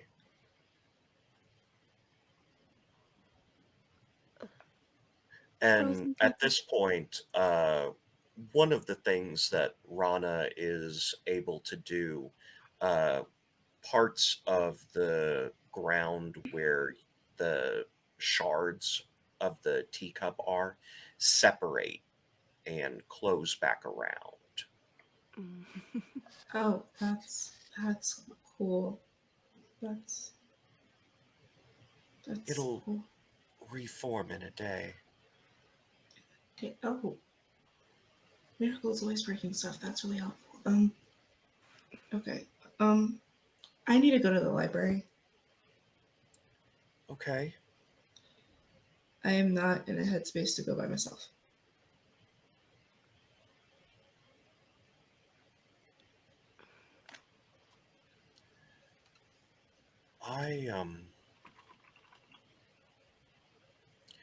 I'm probably not the best person. Shall you down? Oh, I'm upstairs still, I think. Yeah. Shaw's upstairs. Yeah. Yeah. You just hear Shaw. Yeah? Will you go with me to the library? Absolutely. Marigold can hold down the fort. Rana's gonna be here too. Why can't you go to the library? That's ominous. Honestly, I'm feeling a bit lightheaded still. Well, that's something to mention.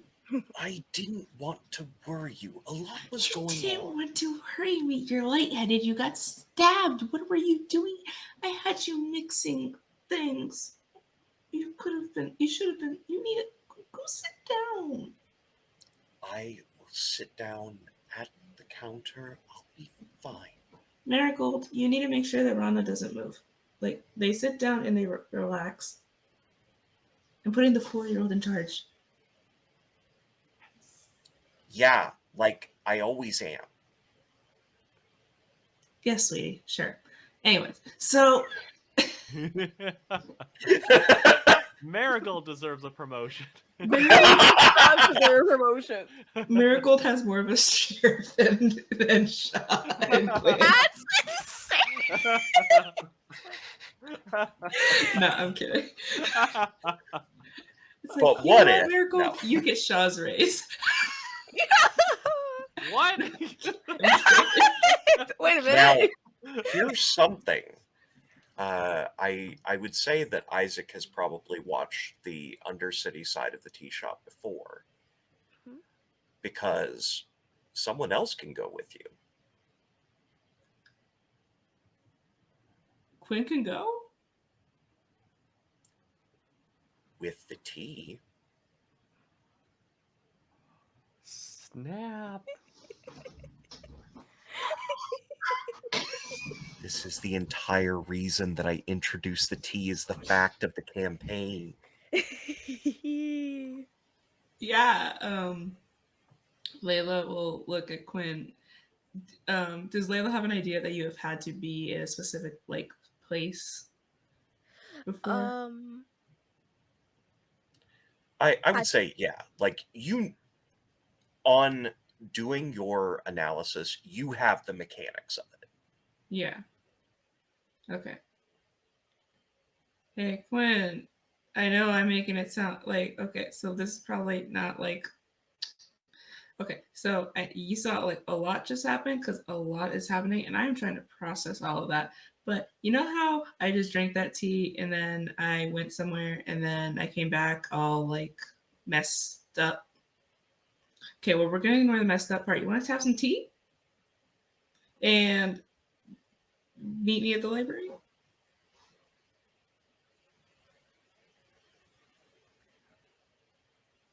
I'm confused. I think if you have some of the tea and if you concentrate on the library, we'll be there together, Whoa. the three of us, and we can look into whatever just happened today.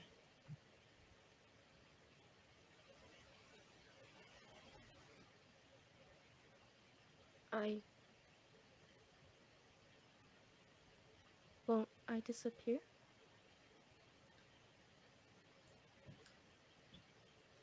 I don't think so.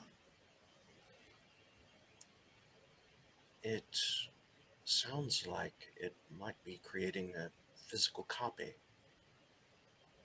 So it's not you, but It you feels like you. have the experience. That is remarkable. It's up to you. I'm not going to force you. I want to go. Okay. Did Layla get the feeling that if you go to a specific place and you concentrate, you can walk somewhere? Like if Layla wanted to leave the room, could she have? If she It tried, seems you'll have to test, but it seemed like you would be able to go anywhere as long as you continue to concentrate. Ah. you want to try going upstairs? We can walk together. That was Layla's idea. Yeah. Because at the same time, as big as the deal this is, Quinn hasn't seen Queensgate in 4 years. Quinn's never seen the tea shop. Quinn's never seen the tea shop. And so, So you wouldn't actually be able to go to the tea shop. oh, you have to have been to the place. Right. Yes. Oh, Or God. you have to have seen the place. Do you want to meet us outside? I would like to. Okay. Is this happening? Yeah.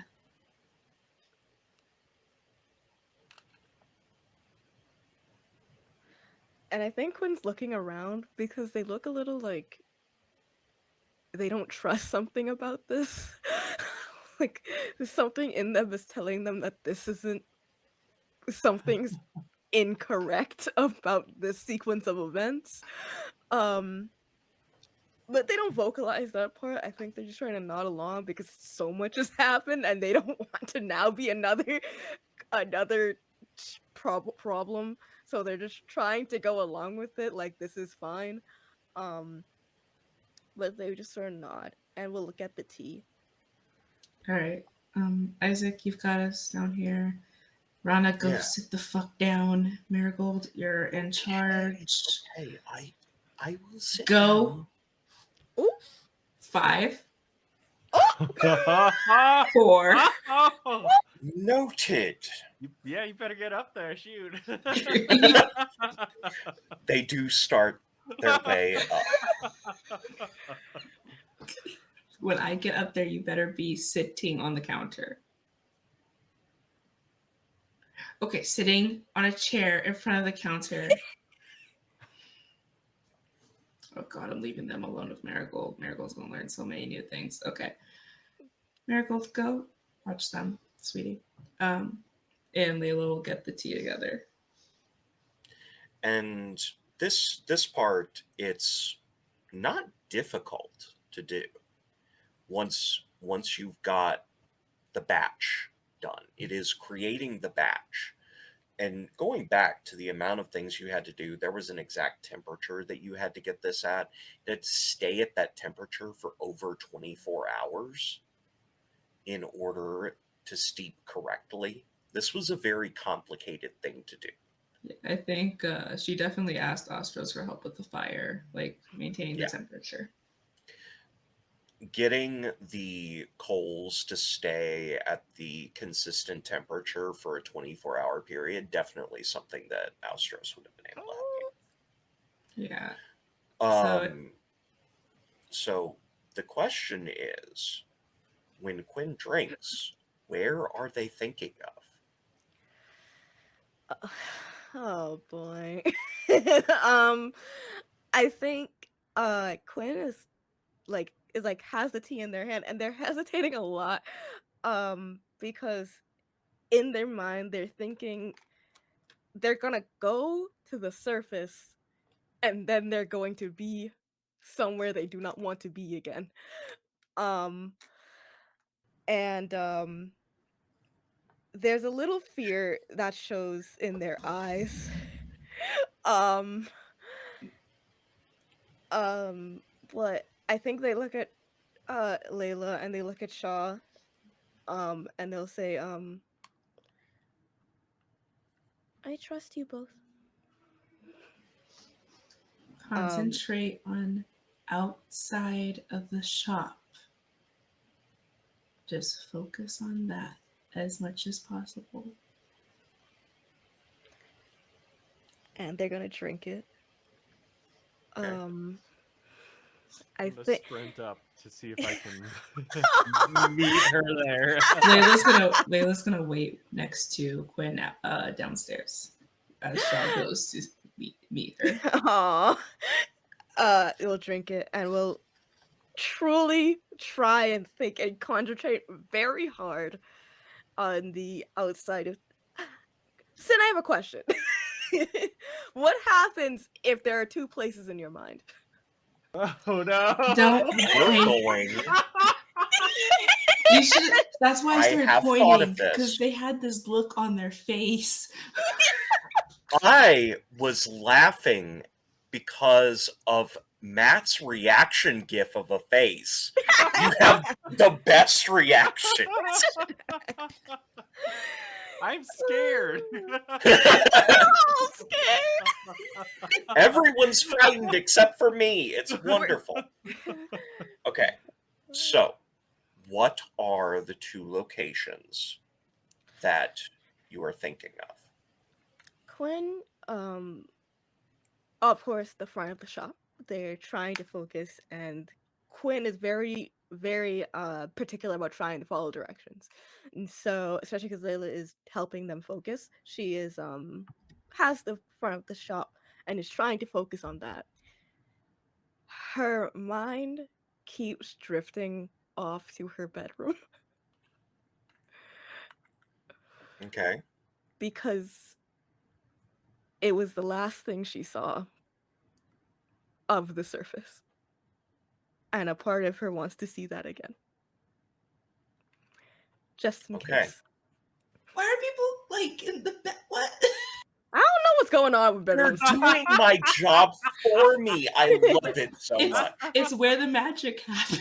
No! Oh my god. Card tricks. Just card tricks.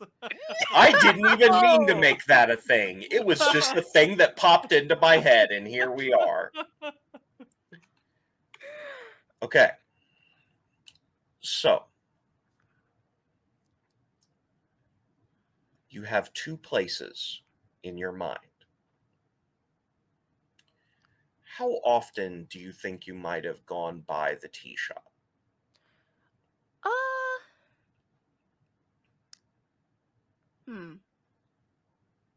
This is in the ground floor district. Probably not like very often, but like it was a place they passed around maybe once or twice a week, maybe, just as they're walking around if they're doing errands and stuff. How long did you live in the house where you had the bedroom? Oh, this is an unfortunate question. um, so like the first 18 years of Quinn's life. Okay. We're fucked. Surely it adds up though. Like if we really look at the numbers. So I have a die. Is this the one I'm fucking thinking of? No way. It is a metal D100 Oh my god. Christ. that I refer to as the decider. I will roll the decider and we'll find out where you end up. There are 3 possibilities. Huh? No. Oh my god, this is worse than odds or evens. I'll never do it again. Do what? I'll never do odds or evens ever again. This is fucking terrible. When this hits, Okay. it is going to make a thud. It's Mhm. fine. Oh, Jesus fucking Christ. Kidding. Jeez. I'm not used to it. That's what It's killed like the a shot dinosaurs. ball. It really is. Yeah. Oh my gosh. Okay. Mhm.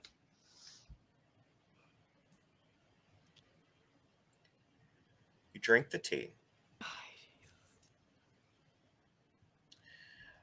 The other 2 of you, did you stay where Quinn was, or are you going up to meet them? I'm Layla outside. stayed. Layla stayed. Okay. So what you see once Quinn has drinking the tea is Quinn is standing there motionless. Not moving. It's one of those like suggestive states where you could move her over to a chair if you wanted to. I think that's what Layla's gonna do. Okay. And she's gonna do the same thing that Quinn did, where it's like, hey, I'm here. I'm here. I got you. Okay. So, I am going to read a description. Oh, Jesus. And then, once I've read the description, I will explain where Quinn is. Okay. I need a hug.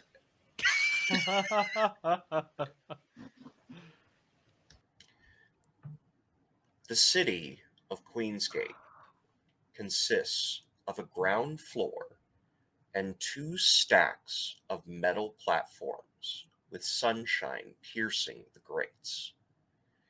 Many wide elevators move up and down, powered by the energy of algae in large tanks. This district bustles with people, but some parts of the city contain ruins of a city that used to have many more inhabitants. The cloud of the Dawn War hangs even now, 300 years later. There are shops, public parks, and dwellings intermingled throughout the footpaths. Every 5 minutes, the elevators transfer people between layers of the city. The ground layer contains housing, public baths, the gardens used to feed the city, and many businesses, including taverns, shops, and entertainment venues. The middle layer houses the Grand Library and the 8 houses. The top layer of the city holds the gardens of the 8 houses, the historical ossuaries, and religious shrines to the Scaled Queen. In the center of the ground layer, the Scaled Queen herself floats near a fountain that pumps groundwater into various parts of the city. Quinn, you appear directly in front of the scaled queen. The scaled queen does not usually move, but in this moment, her head turns down and looks directly at Quinn.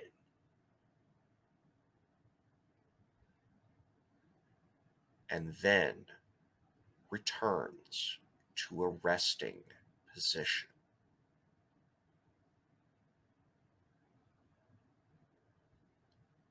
You can move. You have not been expelled again.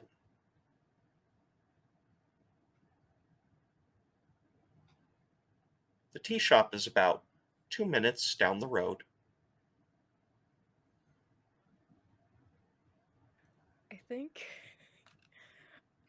Quinn is just staring for a second because the second they made eye contact with the queen, I think they were expecting. I don't even think they were expecting to go back. I think in that moment they just thought they were about to disappear and that would be it. I think they just thought it was over. So when they realized they're still standing there and they can still feel things around them, they can still feel themselves, they let out a very, very heavy breath.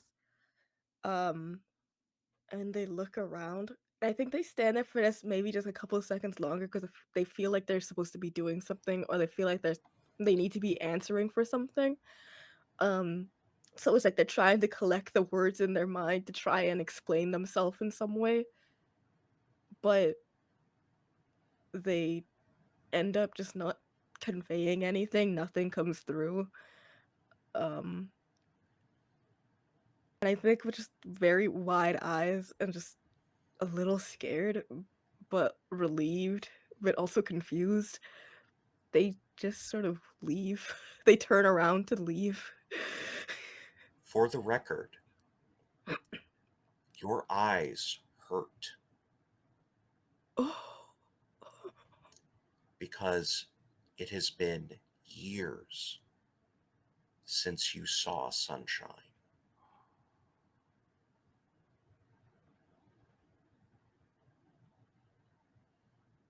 I think once Quinn is away from the scaled the scaled queen, it takes them a moment to like recompose and try and actually understand what's happening to them. It's sort of like their mind process goes, I'm alive. I can feel things around me. I am in Queensgate. I'm in Queensgate. And then they look up, I think. And even though their eyes hurt, and this is not something they should do, I think they just take a moment and they look at the sky and they look at the sun. And I think they just start to cry a little bit.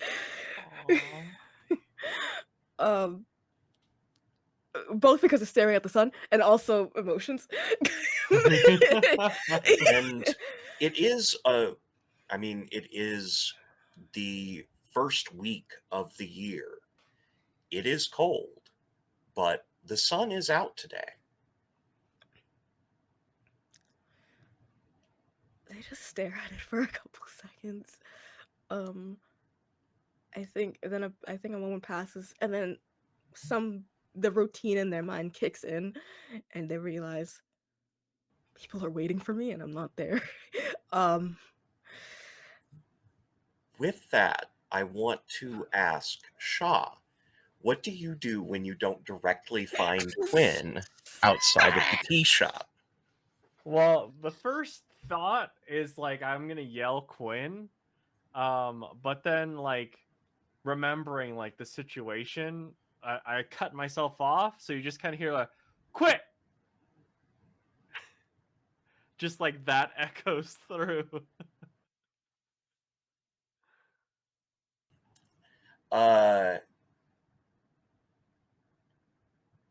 This could actually be a fun one to have a roll to figure out.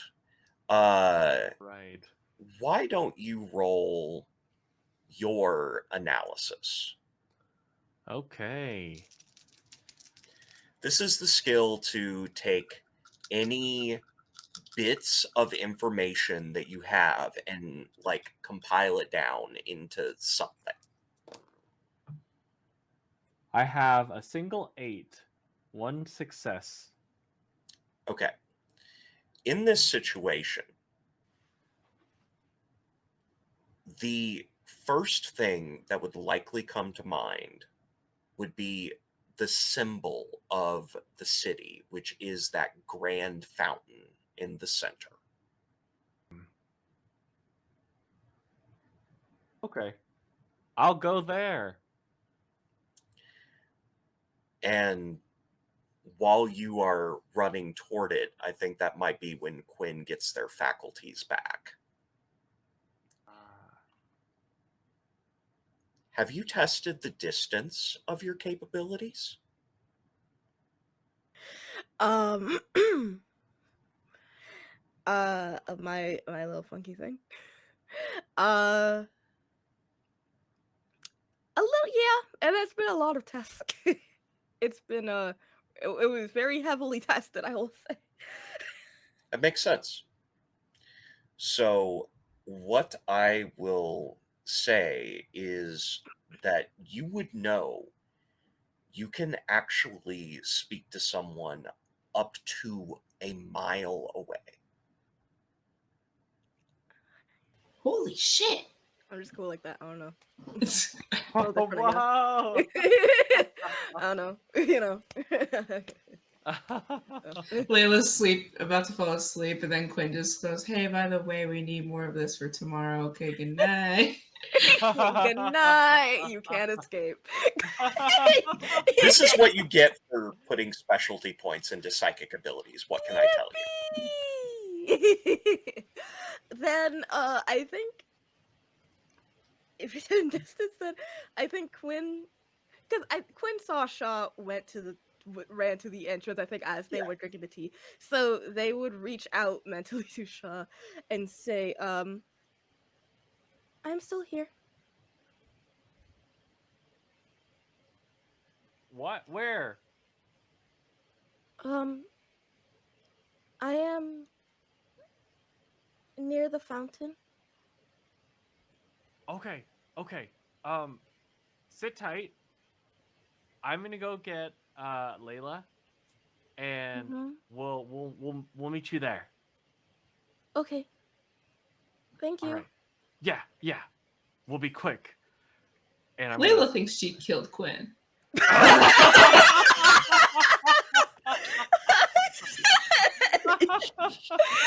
So, it's over. for the record, since I have a couple of more things planned for the evening, I want to progress. You all get together, and you are able to go to the Grand Library. As long as Quinn continues to concentrate, she can move about freely. Concentration's not a problem. Quinn's got that. Fair. So I will ask, are you going to look up just the thing that was given to you by Rana, or will you look up Ori? Layla's got a list. Okay. Layla's got like a list. She's got the name of the person who was looking for Ostros. She's got Ori. She's got the thing for Rana. I think she's going in that order. She's going with Rana because they got stabbed over it, so that seems pretty important. Yeah. And then Ori because that was some weird shit, and then person who was looking for Ostros. Okay. So I am going to have all three of you roll a group check. Oh shit! Teamwork. So I will list 3 abilities, and you can use whatever is your highest among these abilities. Mhm. Okay. Great. You can use scholarship, Mm. awareness, or assistance. Yes. Ah, there we go. That's my point. Oh my gosh! When you're you the mentioned support character. the first two, I was like, "Oh no, Oh, this doesn't look good." And then I'm like, "Yeah." yeah. You're like, this is my moment. Let's go. Yes, absolutely. I rolled. I will do awareness. I also did awareness. Cool.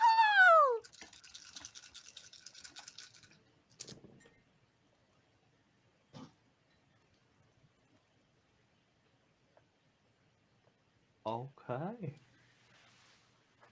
What is a success? 7, 8, 9, 10? 7, 8, 9 is a success. 10 is 2 successes plus a bonus.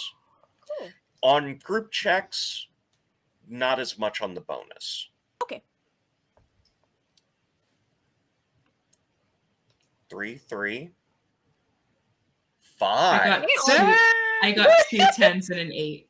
Oh my god! Nice. I will ask, Teamwork. did anyone else get a 10? I got a 10. Okay, so here's what I'm going to do. I am going to say you as a group can tell me something that occurs during your search. So something can happen.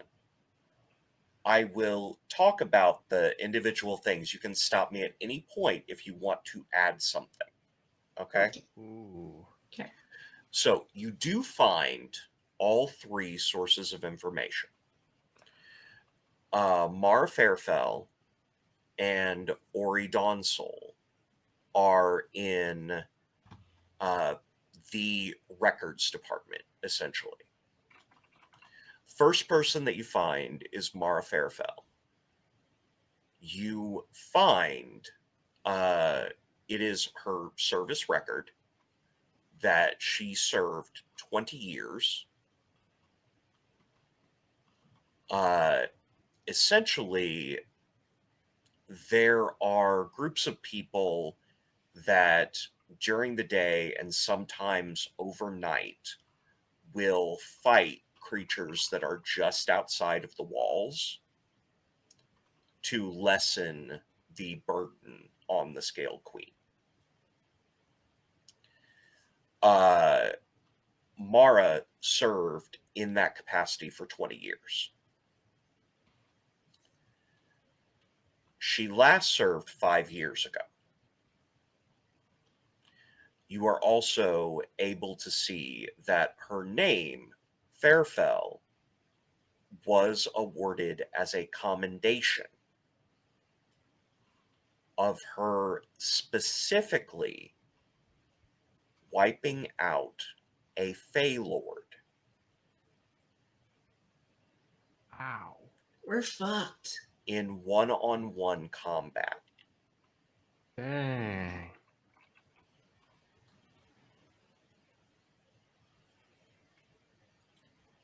Her name, before she received this commendation,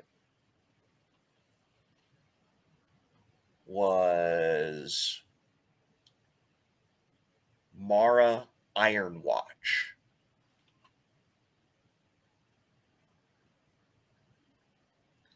Danny had a reaction to that. I'm having a reaction to everything. There's a lot going on in the world. Okay. Next bit of information. You have to go back further. It is more difficult to find records of Ori Dawnsoul.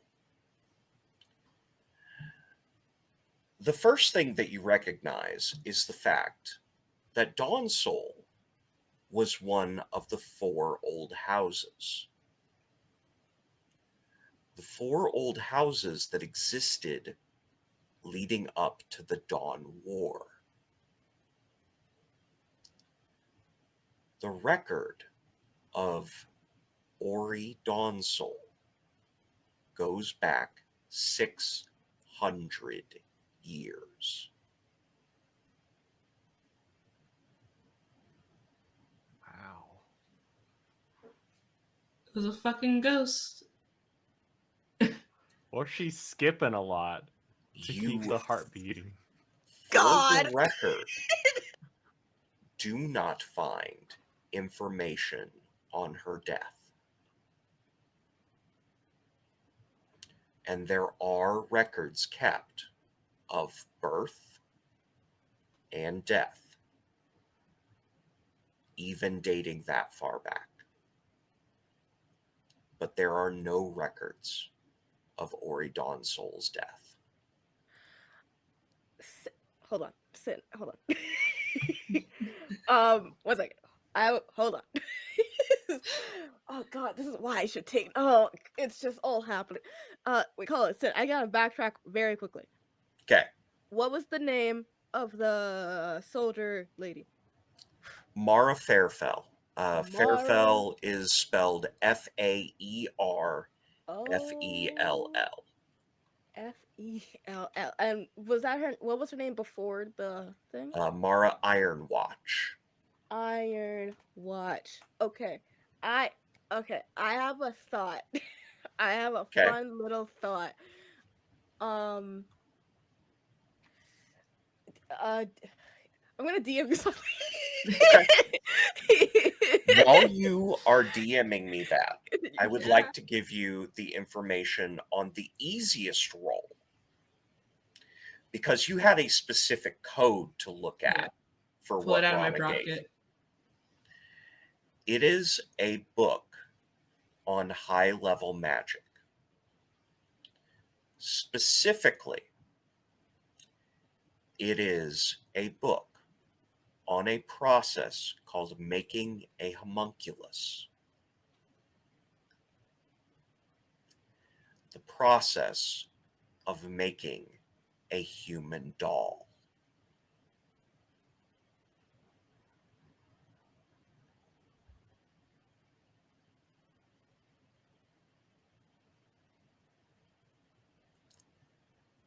The book was written by Lydia Silverspring, the current head of house of the Silverspring family.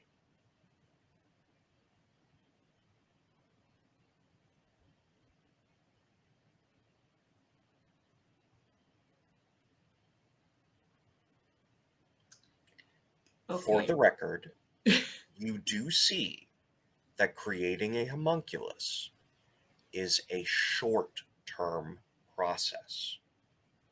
Mm-hmm. The longest they can last is about a week. Do you have to kill them first? No.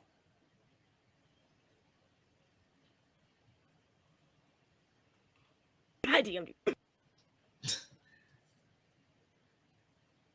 Do. You can't do to do after that. Holy shit, we just got human dolls. That's wild. That's crazy. I feel like That's this crazy. leans a little bit into taking away the That's so weird that you had that idea, Danny. fuck Anyhow. us. So, Do you hate these are the 3 pieces of information that you find in researching the Grand Library. Is this like a library we could check out books? Yeah. Can I check out the human doll? Yeah. Layla's gonna go get her library card. The name of the book is something like The Creation of the Homunculus, The Anatomy of Living Dolls. Are you able to check out like copies of records? Is Yeah. that like a thing? No. Are you allowed to like take a Can I You can- write it down? Yeah. You can write down. They will provide parchment for you to take notes. You can even transcribe things. It's just the records specifically have to stay in the library. Okay. Okay. Quinn's gonna Uh, transcribe the other two records that we found. okay. And just because I think that this is a great point to bring up something of accessibility, there are also scribes in service at the library that if someone cannot for any reason take notes, they will go with someone and scribe out for them. I like that. Oh fuck! There's like a few things I want to see if we can do really quick. Fuck. Okay. At this point, it has been about an hour of doing this research. Sean, Quinn, you have all of the stuff that you've written together. Quinn disappears.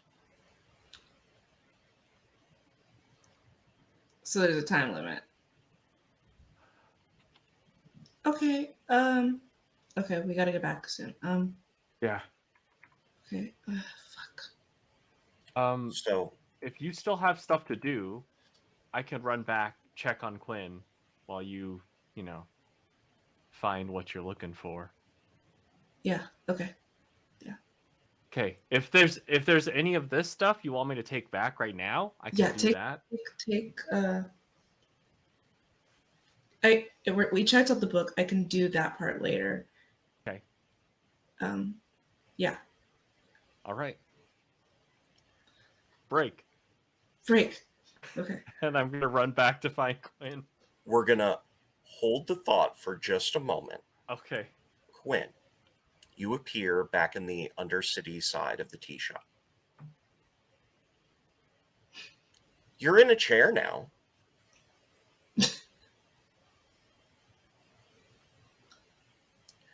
As you're looking around, would you please make an awareness roll for me?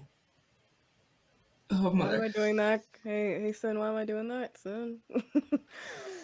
The I horror just is feel really worrying. I just feel like let's talk about it.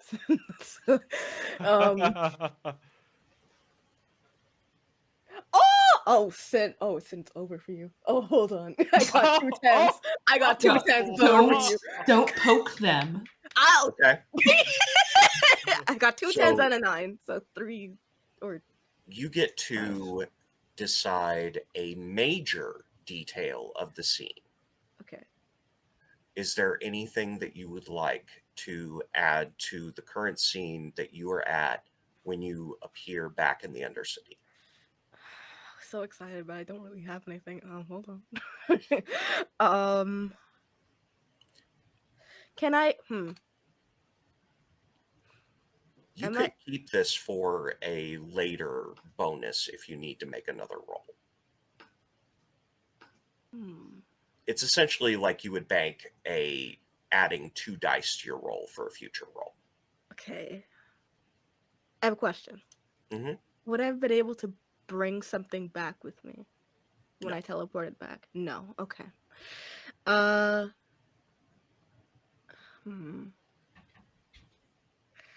I will hold on to it, and I will use it against you. Ah. Why are we laughing? They're scary right now. In the door of the Undercity side of the tea shop, you see a figure that looks exactly like you. Oh no, you're doing it now. And then they move away. Would you like to follow them? Yeah. I think Quinn will. Okay. Quinn has like the weapon they usually have sort of like strapped to their arm. So in a way, when they like flick their arm a certain way, it'll move down so they could hold it in their hand. They do that. They will do that and then like have it at the ready as they follow. It's a long and twisting road that this figure takes. At the end of it, though, They jump a distance that you would not be capable of jumping. They look back as they land on one of the buildings of the Undercity. They pull down the scarf. Would you please describe Quinn's face? Oh Jesus. So Quinn, um, from the bit of Quinn's clothes that sort of goes up, covers half of their face, you can just see like little bits of like two scars that run up the side of the face. One that's a bit longer than the other, that sort of almost goes to like the top of their head, and the other one that sort of ends about where their nose is. When this cloth is pulled down, you see the bottom of Quinn's face is very scratched up and torn apart, and they're missing a part of their cheek that's close to like the right side of their mouth, that's showing like that shows like their teeth on the inside, like it shows the inside of their mouth from the outside. The Uh only difference in this situation is it's on the left side instead of the right. There is a gruesome smile. And then the figure liquefies into an area that you cannot see. You've lost them, is what I'm saying. hey, I got that. um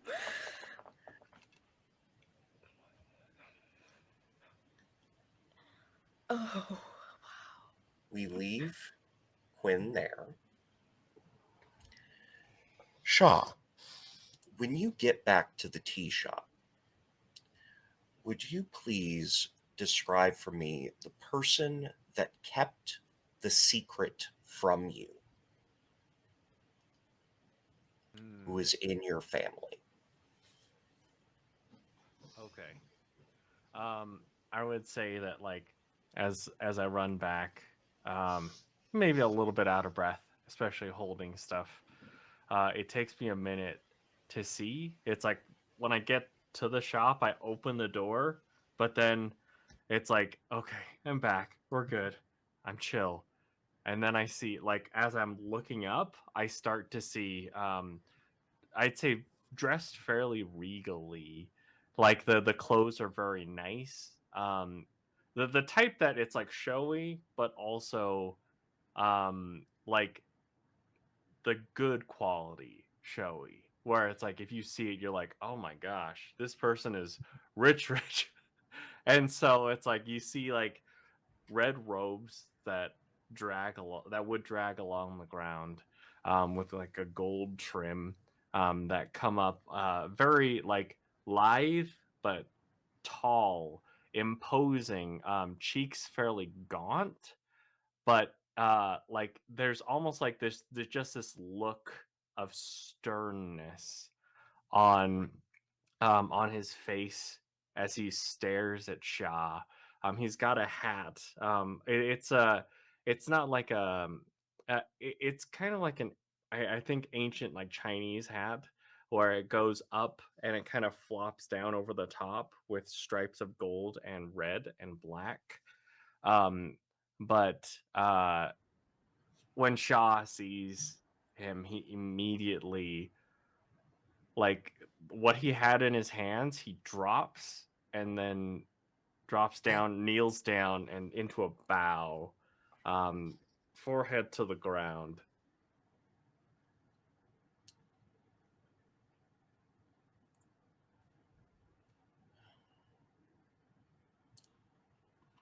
You may rise. Thank you. Um, to what do I owe the pleasure?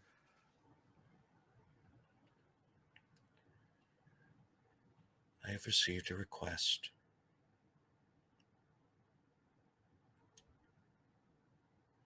Your parents would like permission to contact you.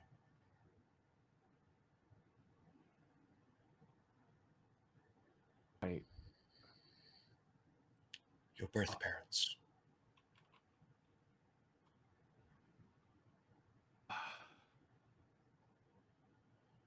Right. Yeah.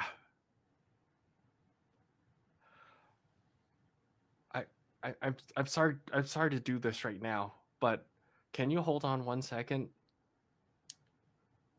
We're done. Okay. And he gets up and leaves. I'm gonna run down. Like, I'll start to run down, and then remember I dropped all the stuff. Grab the stuff, and then run down. My notes. It's on site. Whoever this person is, it's on site. So, I know we're throwing a lot, but we're going to throw one more thing.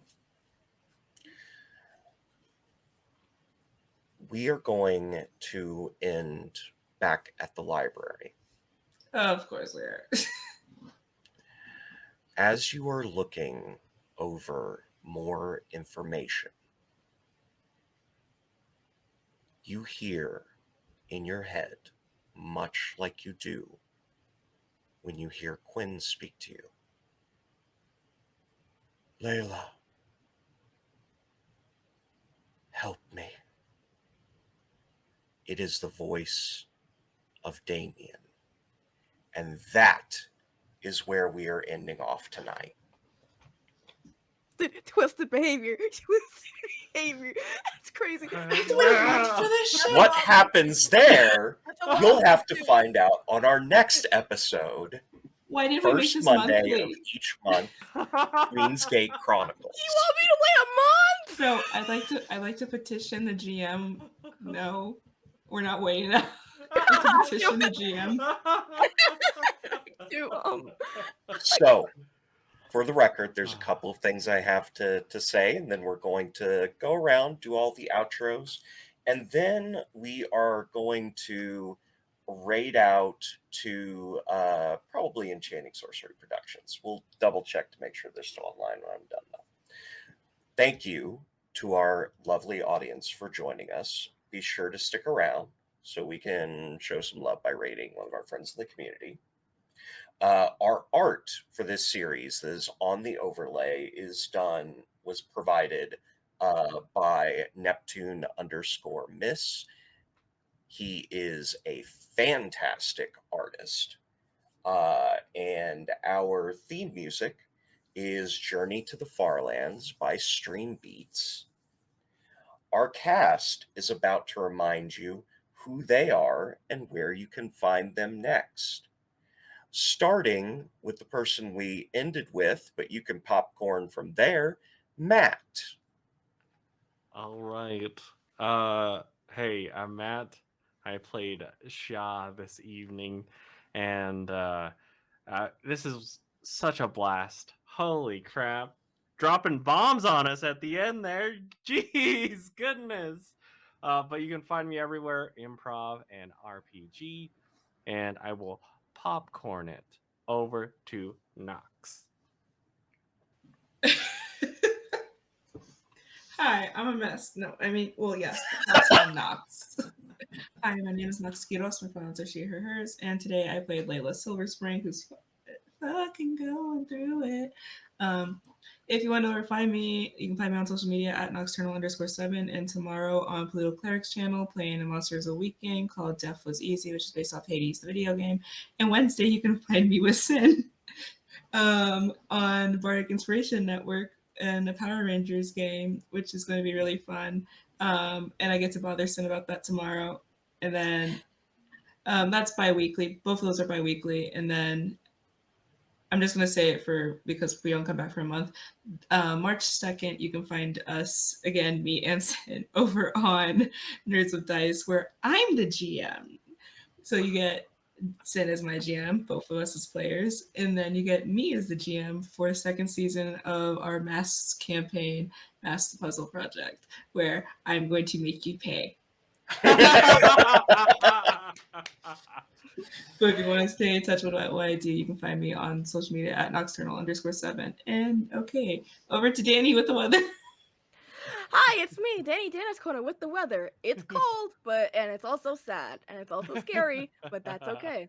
Um, I've been Quinn today. My pronouns are she, they. You can find me at Animated Pizza on Twitter, and I have both Twitch and YouTube at Danny's Corner. One of those has an apostrophe, one doesn't. You can figure it out.